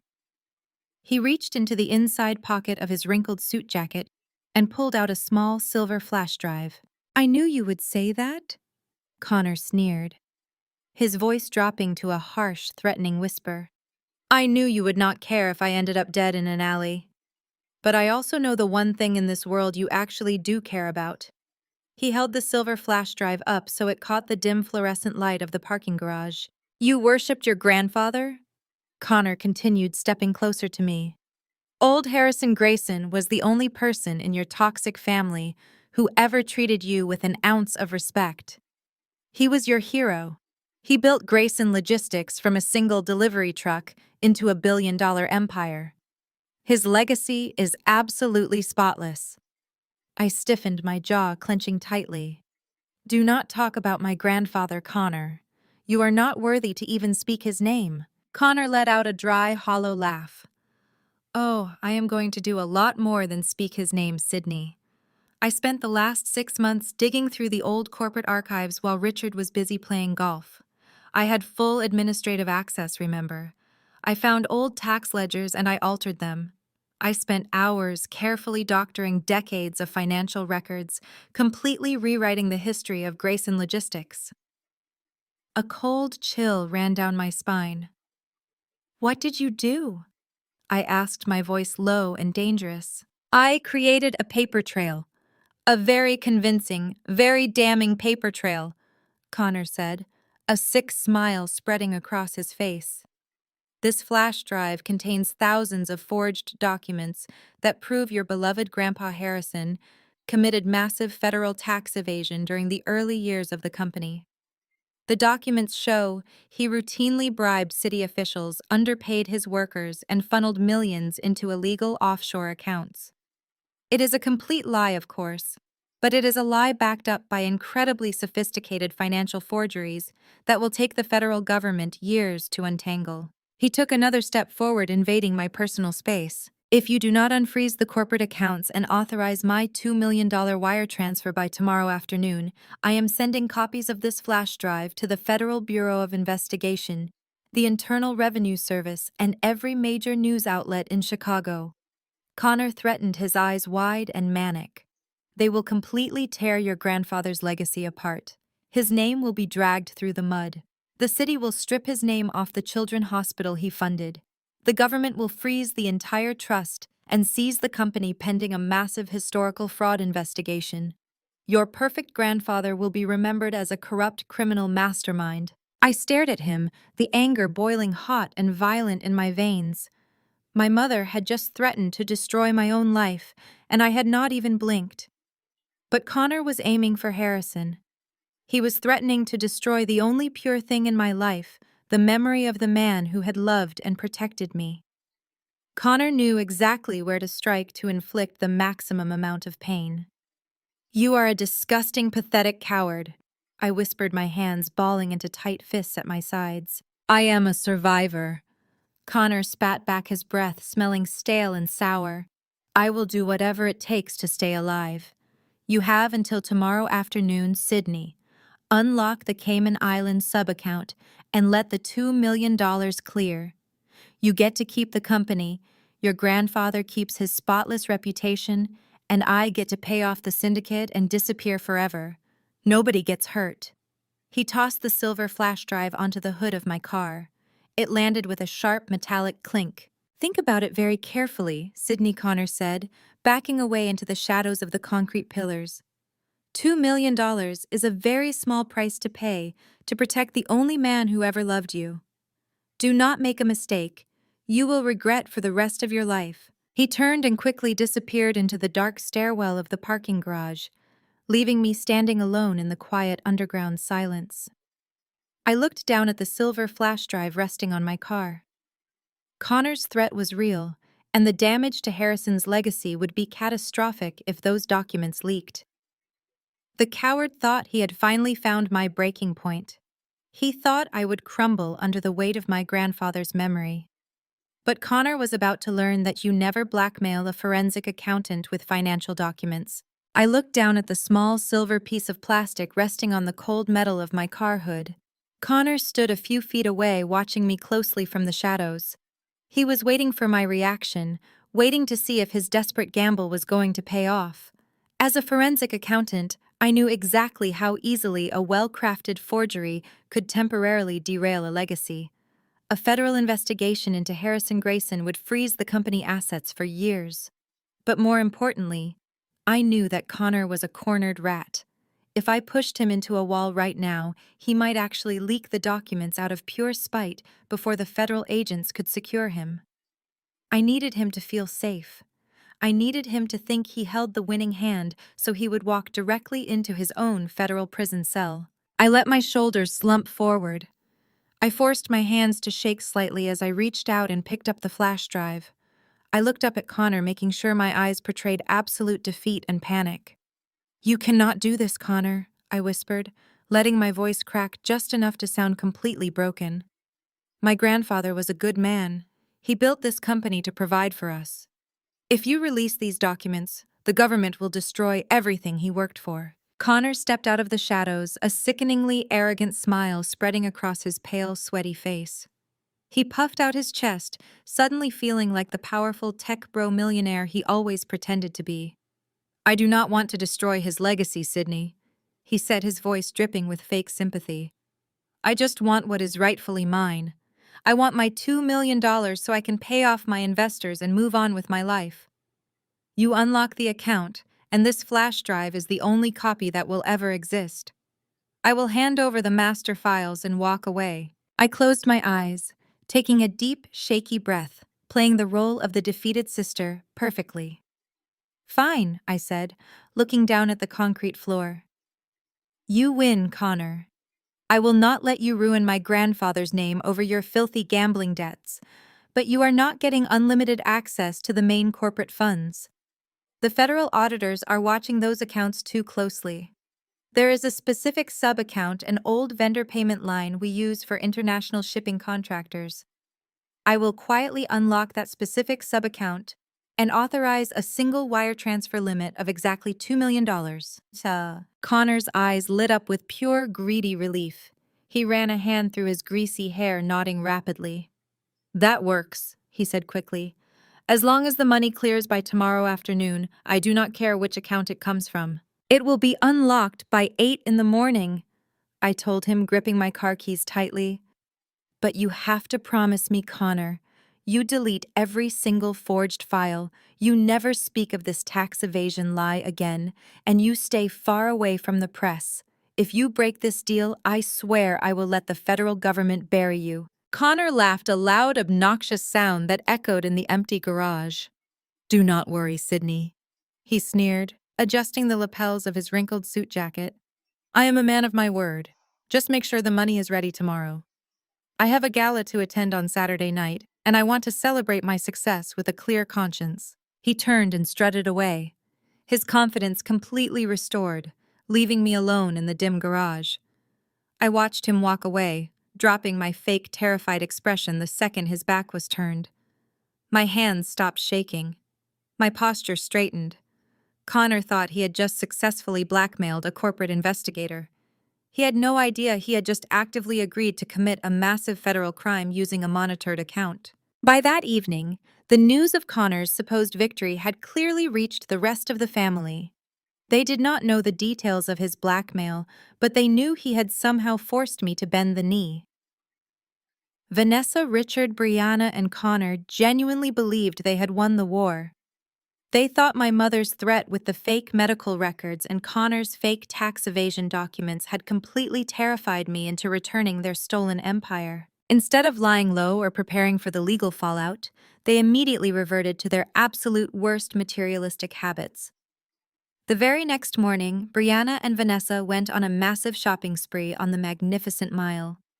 Since their Grayson Logistics credit cards were still technically frozen, they used Brianna's personal influencer credit lines, maxing them out under the arrogant assumption that I would be returning their unlimited corporate wealth by the weekend. Brianna purchased a $30,000 custom designer gown for the upcoming 30th anniversary gala. Vanessa bought matching diamond earrings and a ridiculously expensive tuxedo for Richard. They strutted through the high-end boutiques laughing loudly, drinking complimentary champagne and treating the retail workers like absolute garbage. They were celebrating their glorious return to power. They were eagerly planning exactly how they were going to humiliate me at the gala on Saturday night, once the transfer was complete and they had the company back in their greedy hands. Back at the mansion, Richard was pacing the grand study, smoking an expensive cigar. He was already drafting the speech he planned to give at the gala. He was writing a public announcement that I was stepping down due to severe mental health issues, and that Connor was officially stepping in as his new executive vice president. Richard was so completely blinded by his own ego that he never once stopped to question why I would surrender so easily. He just assumed his natural authority as the patriarch had finally broken my rebellious spirit. Meanwhile, Connor was secretly packing a luxury leather duffel bag in his closet.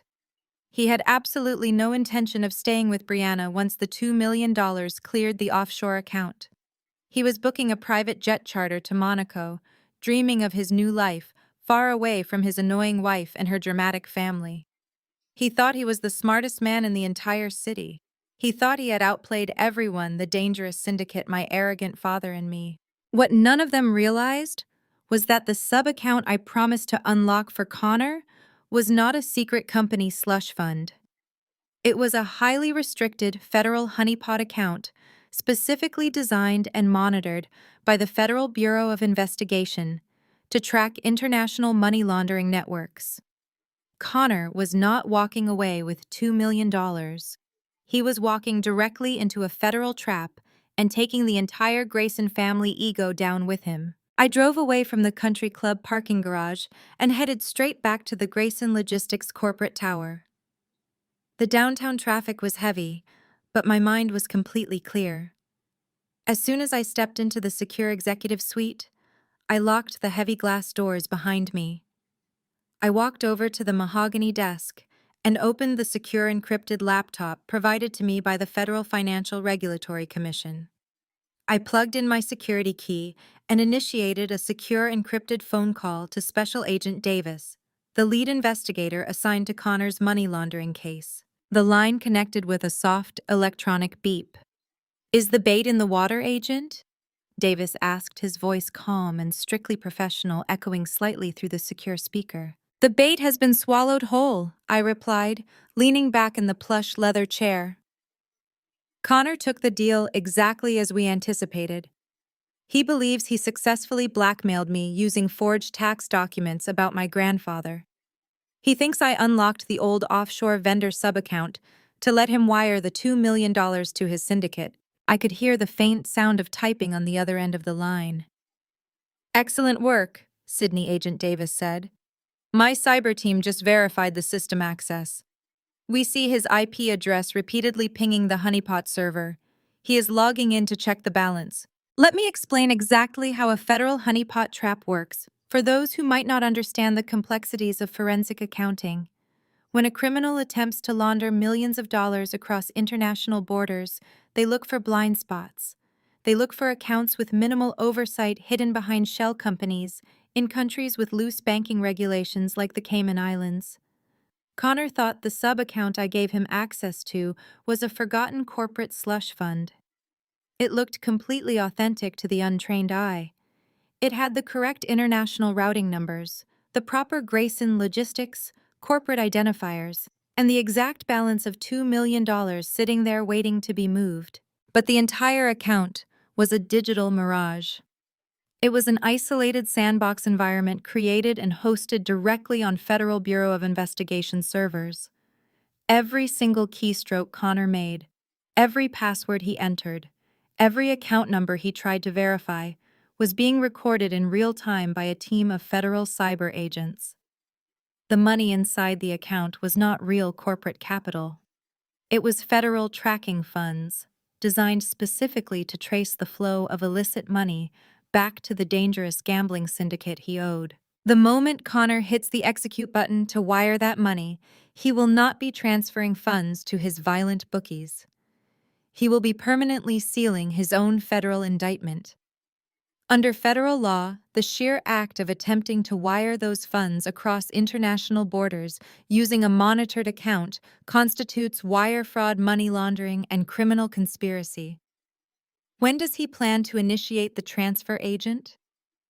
Davis asked, bringing my attention back to the present moment. He told me he needs the funds to clear by tomorrow afternoon, I explained, looking at the calendar on my desk. But Connor is an arrogant narcissist. He wants to feel like he completely defeated me. Tomorrow night is the Grayson Logistics 30th anniversary gala. He will wait until the very last possible moment, probably right before my father gets on stage to give his grand speech. Connor wants to stand in that massive ballroom sipping expensive champagne, knowing he just stole $2 million right from under my nose. He will likely use his mobile phone to execute the transfer directly from the gala floor, just to feed his massive ego. That fits his psychological profile perfectly, Agent Davis agreed. My team will be on standby. We have tactical units ready to move the second the digital wire triggers the alarm on our end. We already have the arrest warrants drafted and signed by a federal judge. We are just waiting for him to push the button. I thanked Agent Davis and ended the secure call. The office was quiet again. I walked over to the floor-to-ceiling windows and looked down at the sprawling city of Chicago. The sun was beginning to set, casting long, dark shadows across the streets below. For the first time in my life, I did not feel a single ounce of guilt about what was going to happen to my family. Growing up, I had always internalized their cruelty.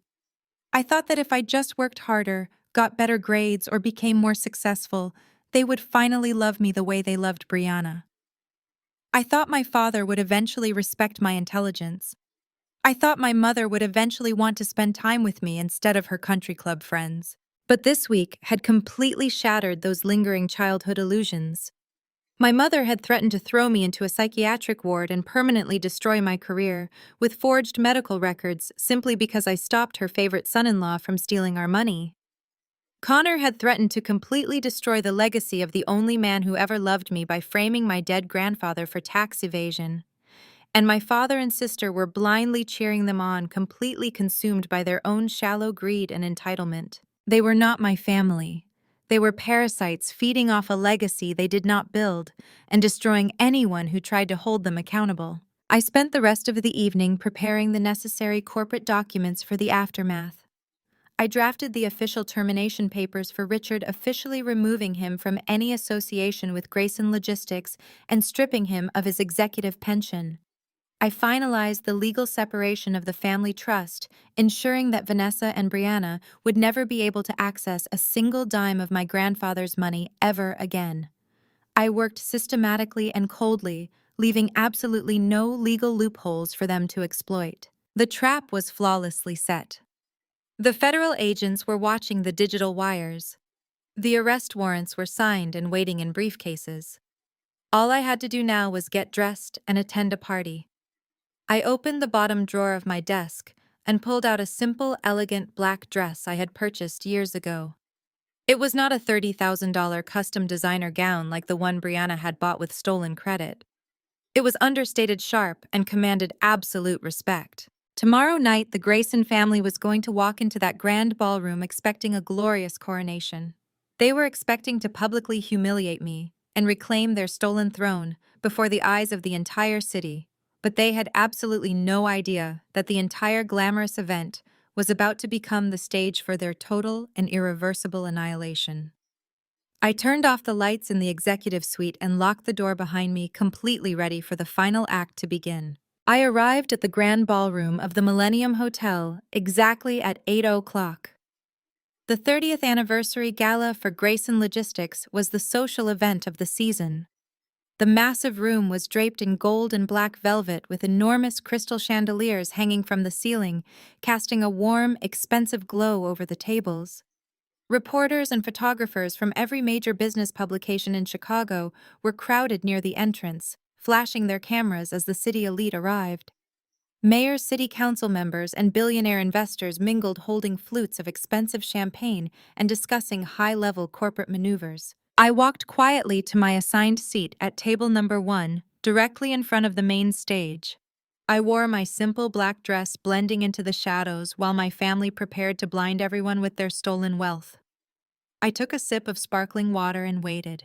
A sudden wave of applause erupted near the entrance. Richard and Vanessa made their grand arrival. Vanessa looked like a queen in her sparkling diamond earrings, smiling brightly for the cameras and waving at her country club friends. Richard walked beside her, his chest puffed out in his custom tuxedo, soaking up the adoration of the room as if he had personally built the empire from scratch. Right behind them were Brianna and Connor. Brianna was wearing the $30,000 designer gown she had bought on maxed-out credit just the day before. She looked absolutely radiant, completely oblivious to the fact that her husband despised her and her entire life was a fragile illusion built on lies. Connor wore a forced, confident smile, waving to the photographers, but I could see a slight nervous tremor in his hands. They made their way down the center aisle to the VIP table right next to mine. Brianna noticed me sitting there quietly. She stopped for a brief moment and shot me a glare of absolute triumphant superiority. She truly believed my silent presence meant I had completely surrendered. She thought I was sitting there waiting to publicly hand the company over to her husband, so my mother would not release the fake medical records to the press. Brianna gave a nasty little smirk and turned her back to me, taking her seat next to Connor. Connor did not even look at me. His eyes were fixated entirely on his mobile phone resting on his lap, hidden under the white silk tablecloth. He was sweating through his expensive dress shirt, waiting for the perfect moment to strike. The elegant string quartet stopped playing. The lights in the ballroom slowly dimmed, and a bright spotlight hit the main stage. The crowd quieted down quickly as Richard walked confidently up the steps and stood behind the sleek glass podium. He adjusted the microphone, taking a deep breath and looking out over the sea of wealthy faces. He felt like an absolute god in that moment. "Welcome, distinguished guests, friends and family." Richard began, his deep voice echoing perfectly through the massive speakers. 30 years ago, my father, Harrison Grayson, started this company with nothing but a single delivery truck and an unstoppable dream. Tonight, we celebrate a legacy of excellence, power, and unyielding family strength. The crowd politely clapped. Vanessa dabbed a fake tear from her eye, playing the role of the devoted matriarch flawlessly. Richard continued his speech, weaving a massive web of lies about his own business brilliance.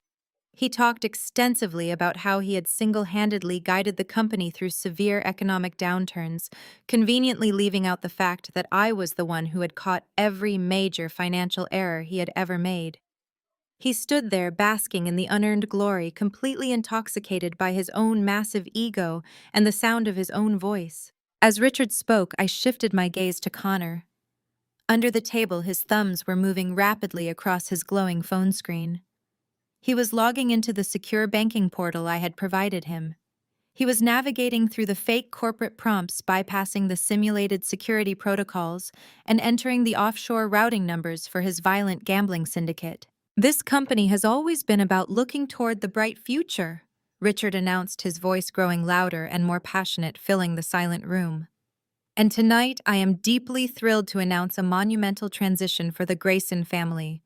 We are bringing a new visionary into the executive fold, a man who understands modern technology and global expansion, a man who has already proven himself to be a brilliant entrepreneur and a devoted husband to my beautiful daughter." The stage spotlight began to shift slightly, preparing to illuminate Connor at the VIP table. Brianna reached out and squeezed Connor's arm, beaming with absolute pride and whispering something in his ear. I watched Connor's thumb hover over the final confirmation button on his phone screen. The transfer amount was typed clearly $2 million. The destination was a blacklisted Cayman Island shell account.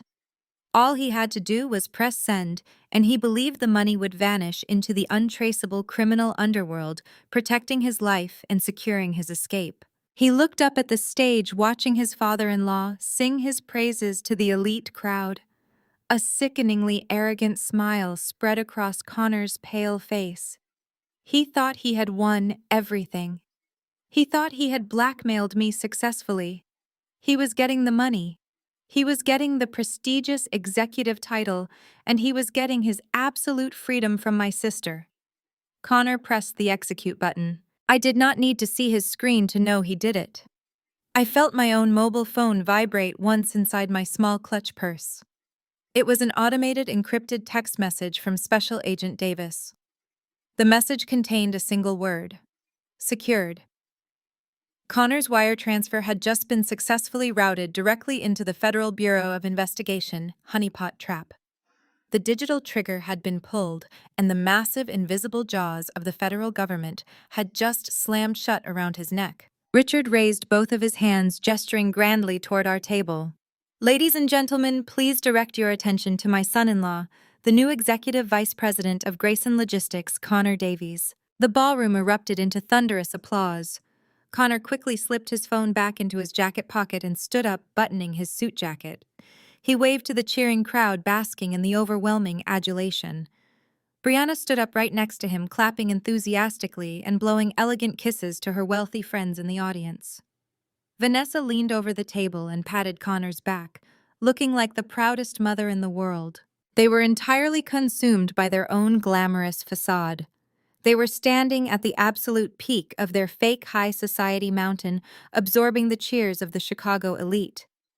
They had absolutely no idea that beneath the elegant music and the popping champagne corks, the ground was completely collapsing beneath their feet.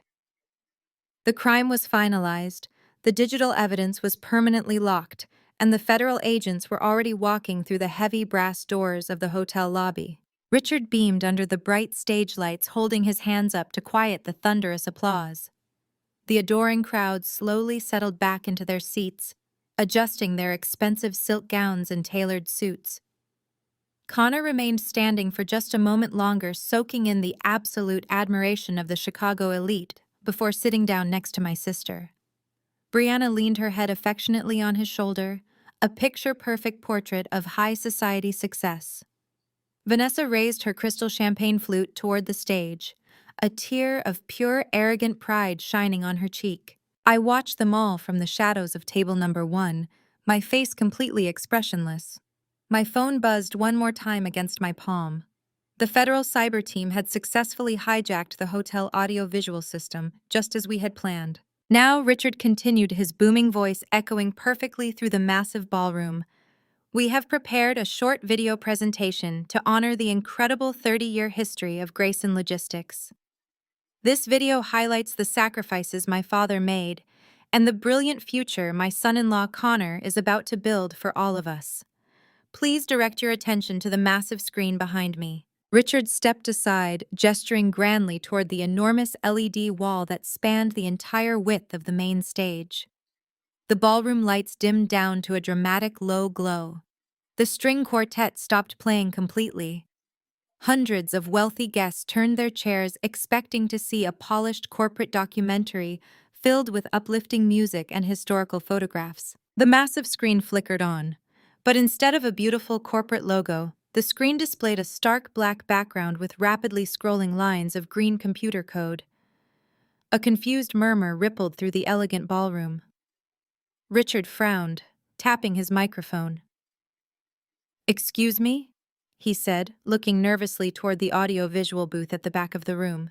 "It seems we are having a slight technical difficulty. Please bear with us for just a moment." But it was not a technical difficulty. The scrolling code suddenly snapped away, replaced by a massive high-definition map of the world. A bright red line shot out from the city of Chicago, drawing a direct path across the ocean, all the way down to a tiny red dot located in the Cayman Islands. The whispers in the crowd grew louder. The mayor of Chicago, who was sitting at a table near the front, leaned forward in his chair, his brow furrowed in deep confusion. Corporate executives and rival business owners exchanged very concerned glances. This did not look like a corporate tribute video at all. This looked exactly like a high-level financial surveillance feed. I glanced over at the VIP table. Connor was no longer smiling. He was sitting frozen stiff, staring up at the massive screen with wide, terrified eyes. The color drained from his face at a rapid pace, leaving him looking incredibly sick. His hand slowly crept toward his jacket pocket where his phone was hidden. Suddenly, the map on the screen minimized, and a massive digital bank statement appeared in its place. The font was enormous, making every single detail perfectly visible to everyone in the room. The header of the document clearly displayed the name Grayson Logistics Offshore Vendor Account, along with the highly restricted federal routing numbers. Right below it was a real-time transaction log showing a pending outgoing wire transfer. The amount was listed in bold, glowing red numbers, $2 million. And right next to the transfer amount was the digital signature authorizing the illegal transaction. The name Connor Davies was plastered across the screen for the entire city to see. Richard turned around to look at the screen and his jaw dropped. His face instantly lost all of its arrogant warmth, turning a sickening shade of gray. He looked back at the crowd, then back at the screen, completely paralyzed by the sheer impossibility of what he was witnessing. He did not understand the complex computer code, but he understood the numbers. $2 million of company money was currently draining out of a restricted offshore account in real time right during his speech. "Connor," Brianna whispered, her voice trembling with sudden confusion. "Connor, what is that up on the screen? Why is your name on a bank transfer for $2 million? Connor did not answer her. He could not breathe. His expensive custom suit suddenly felt like a suffocating straitjacket. He looked wildly around the room, searching for an exit, but the grand ballroom was packed with hundreds of people blocking every single aisle. He looked down at me, sitting calmly at my table, sipping my sparkling water. He saw the empty, emotionless stare in my eyes, and the terrifying reality of his situation finally crashed down upon his shoulders. He knew exactly what I had done. He knew the vendor account I gave him was a federal trap, before Richard could even demand that the projectionists cut the video feed. A loud, blaring siren sound played through the massive ballroom speakers, making several older guests jump out of their seats in shock. A heavy graphic violently slammed down over the digital bank statement on the screen.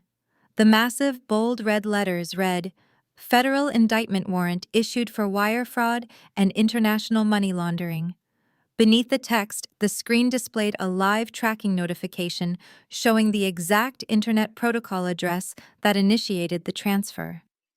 The address explicitly matched the public Wi-Fi network of the Millennium Hotel Grand Ballroom.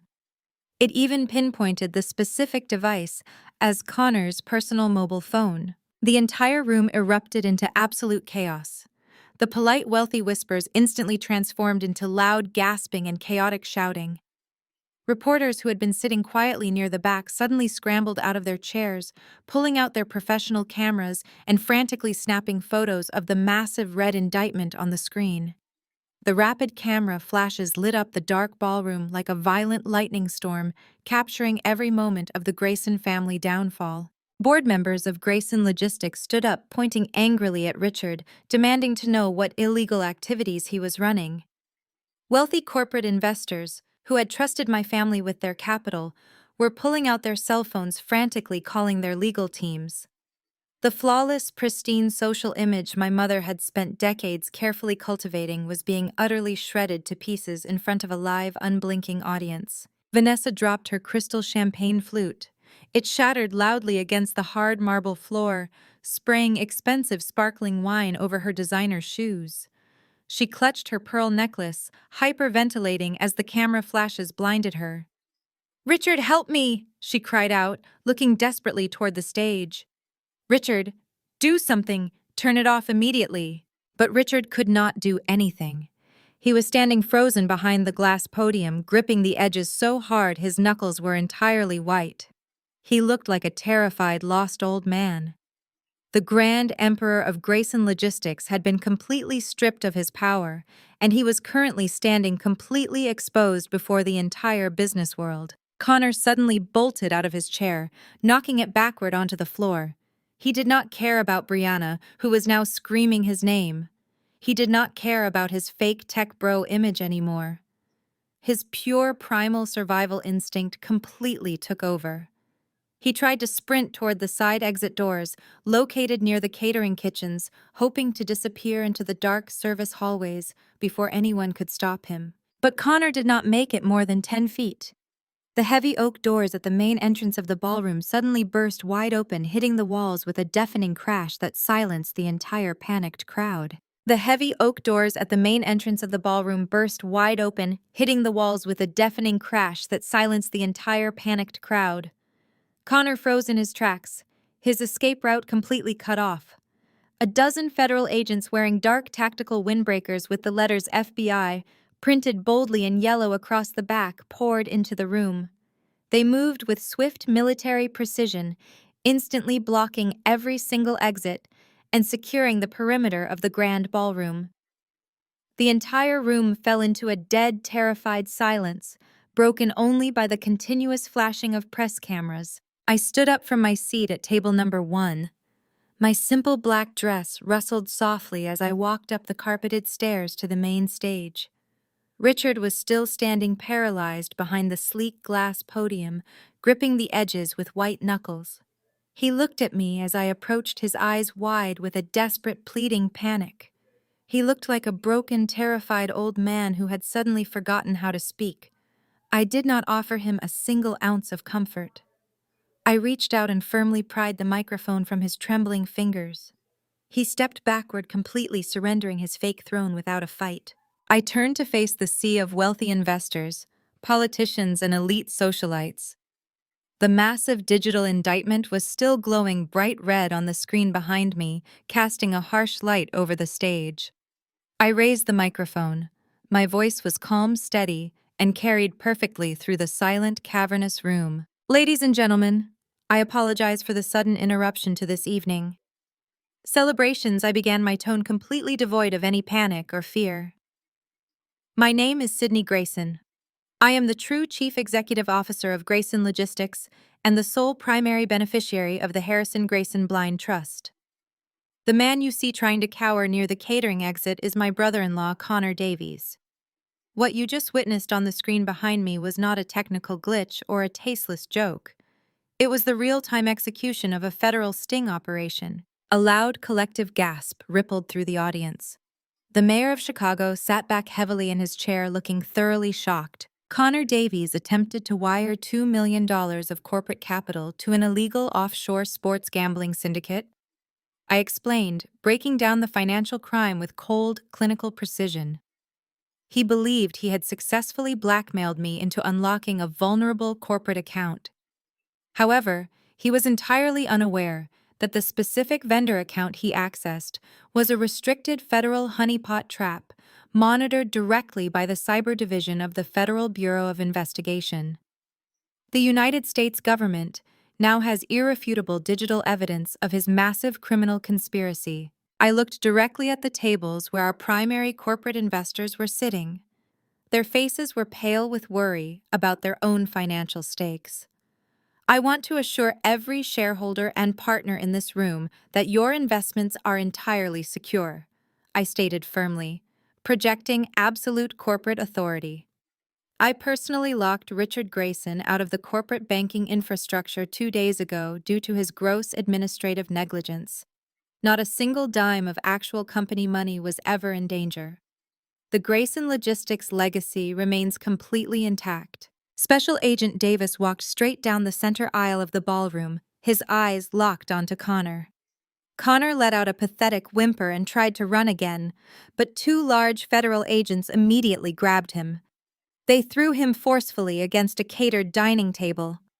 Crystal champagne glasses shattered onto the marble floor, sending expensive wine splashing everywhere. The cold metallic click of handcuffs echoed sharply through the quiet room as they locked Connor's wrists tightly behind his back. Agent Davis stood over him, reading him his Miranda rights in a loud, clear voice. Connor was openly weeping now, his arrogant tech bro facade completely dissolved into a puddle of pathetic, cowardly tears. He begged the agents to let him go, offering them fake money he did not even possess. They simply hauled him to his feet and dragged him toward the exit like a heavy bag of garbage. Brianna watched her husband being hauled away. Her jaw hung open in absolute disbelief. The $30,000 designer gown she wore suddenly looked entirely ridiculous. Her perfect influencer life, her wealthy status, her entire fake identity had just been incinerated in front of the most powerful people in Chicago. Her brain simply could not process the brutal truth. She refused to blame Connor, and she refused to blame her own massive vanity.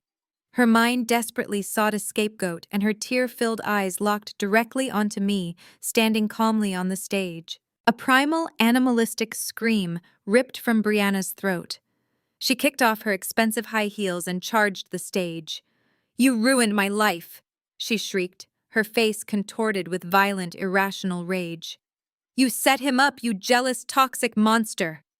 She scrambled up the stage stairs, her perfectly styled hair falling wildly around her face. She raised her hands, curling her manicured fingers into claws, aiming directly for my face. The audience screamed, expecting a violent physical brawl. I did not step back. I did not flinch. As she lunged at me, I simply raised my left arm and firmly caught her wrist, stopping her forward momentum completely. She struggled wildly like a spoiled child, but I held her in a vice grip. With my right hand, I reached into my small black clutch purse. I pulled out a thick folded legal document stamped heavily with the official blue seal of the Cook County Family Court. I shoved the heavy document hard against Brianna's chest, forcing her to take it. "Read it, Brianna," I commanded, my voice dropping to a cold, absolute whisper that only the two of us and our parents could hear. "Read what your brilliant, loving husband filed 30 days ago before any of this corporate drama even happened." She stopped struggling. She looked down at the thick paper, her hands shaking violently. She slowly opened the first page. The large, bold letters across the top read, "Unilateral petition for dissolution of marriage." "Connor secretly filed for divorce a month ago," I explained, watching the last remaining pieces of her soul shatter. He had already booked a private jet charter to Monaco for tomorrow morning. He was going to take the $2 million and leave you completely bankrupt and alone. The audio recording you heard in my office was not fake, Brianna. He never loved you. You were nothing but a convenient shield to him, a stupid doll he used to gain access to our father's bank accounts. The heavy legal document slipped from Brianna's trembling fingers and fluttered slowly to the stage floor. Her legs gave out completely. She collapsed onto her knees, the massive skirt of her expensive designer gown pooling around her like a deflated parachute. She stared blankly at the divorce papers, the absolute reality of her worthless existence finally breaking her mind. She had no loving husband, she had no corporate money, and she had no family empire to fall back on. The golden child was left with absolutely nothing. Vanessa let out a horrible wailing sob from her seat in the audience, covering her face with her hands in total public shame. Richard simply stared at the floor, his legacy and his massive ego entirely in ruins. The press continued to snap photos capturing the definitive end of the toxic Grayson family dynamic. I stood tall above them all, holding the microphone, feeling completely free. The empire belonged to me now, and the monsters were finally gone. 6 months have passed since the flashing cameras and the blaring sirens completely shattered the Grayson family facade at the Millennium Hotel. The bitter, freezing winter of Chicago has finally melted away, giving way to a bright, warm, and forgiving summer. The massive corporate scandal that dominated the front pages of the financial newspapers has slowly faded from the public eye, but the brutal consequences of that night permanently altered the landscape of our lives forever. I am standing alone in my spacious executive office on the 50th floor, looking out through the expansive floor-to-ceiling windows. The magnificent city stretches out endlessly below me, a vast, glowing grid of glass and steel shining brilliantly under the midday sun. The heavy, suffocating weight that pressed down on my chest for 32 years is entirely gone. I feel a profound, absolute sense of freedom. The legal and financial fallout from the gala was incredibly swift and absolutely merciless. Connor did not even make it to a federal trial. Faced with the overwhelming and undeniable digital evidence captured by the federal honeypot trap, his expensive defense attorneys immediately advised him to take a restrictive plea deal. He is currently serving a 15-year sentence in a maximum security federal penitentiary, far away from the luxurious penthouses and expensive restaurants he loved so much. There are no designer leather loafers or luxury sports cars in his new miserable reality. He spends his long, monotonous days sitting in a tiny concrete cell, completely stripped of his arrogant tech bro facade. The dangerous underground gambling syndicate he owed the $2 million to was systematically dismantled by the FBI shortly after his high-profile arrest, making his desperate, cowardly attempt to steal from my family entirely pointless. He gambled his freedom, his marriage, and his entire future, and he lost absolutely everything in a single night. My father, Richard, faced his own devastating reckoning. He was formally and unanimously removed from his position at Grayson Logistics by the corporate board of directors the very next morning. I did not even have to say a single word or raise my voice to push him out the door. The intense public humiliation and his explicit documented association with Connor's criminal activities made him a massive toxic liability to the shareholders. He was forced into immediate early retirement, stripped of his lucrative executive pension, and entirely locked out of the massive transportation empire he used to brag about endlessly. His wealthy, superficial friends at the exclusive country club immediately shunned him, refusing to return his desperate phone calls or invite him to their private golf tournaments. The untouchable, booming patriarch of the Grayson family now lives in a modest two-bedroom apartment in the quiet suburbs. He spends his empty days staring blankly at the television screen, his massive, fragile ego completely crushed under the crushing weight of his own profound failures. His expensive custom golf clubs are just gathering dust in a dark closet. Vanessa did not fare any better in the harsh light of reality. The moment the corporate accounts were legally secured and the blind trust was fully executed, she was entirely cut off from the massive fortune she had always treated as her own personal limitless piggy bank. The subsequent personal bankruptcy proceedings were brutal, humiliating, and highly public. She was forced by the courts to sell her pristine colonial mansion, her luxury imported vehicles, and almost every piece of expensive diamond jewelry she owned, just to pay off her mounting astronomical credit card debts. She desperately tried to maintain her flawless high society image, but the wealthy, judgmental socialites she used to gossip with completely turned their backs on her. There are no more lavish charity galas or exclusive country club luncheons for Vanessa. She is just an ordinary, lonely woman living in the dark shadow of a luxurious life she never truly earned and could not manage to keep. She now spends her time trying to sell her old designer handbags on the internet just to pay her utility bills. And then there is Brianna, the golden child, the beloved youngest daughter who spent her entire pampered life stepping on my neck to elevate her own fragile status. Her flawless, carefully curated influencer career evaporated into thin air the exact moment the federal agents dragged her weeping husband out of the grand ballroom.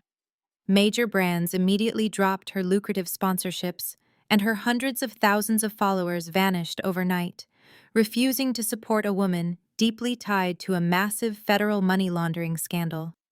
With absolutely no corporate funds to pay for her staged extravagant photo shoots and no wealthy husband to fund her endless shopping sprees, Brianna had to finally face the harsh, unforgiving reality of the real working world.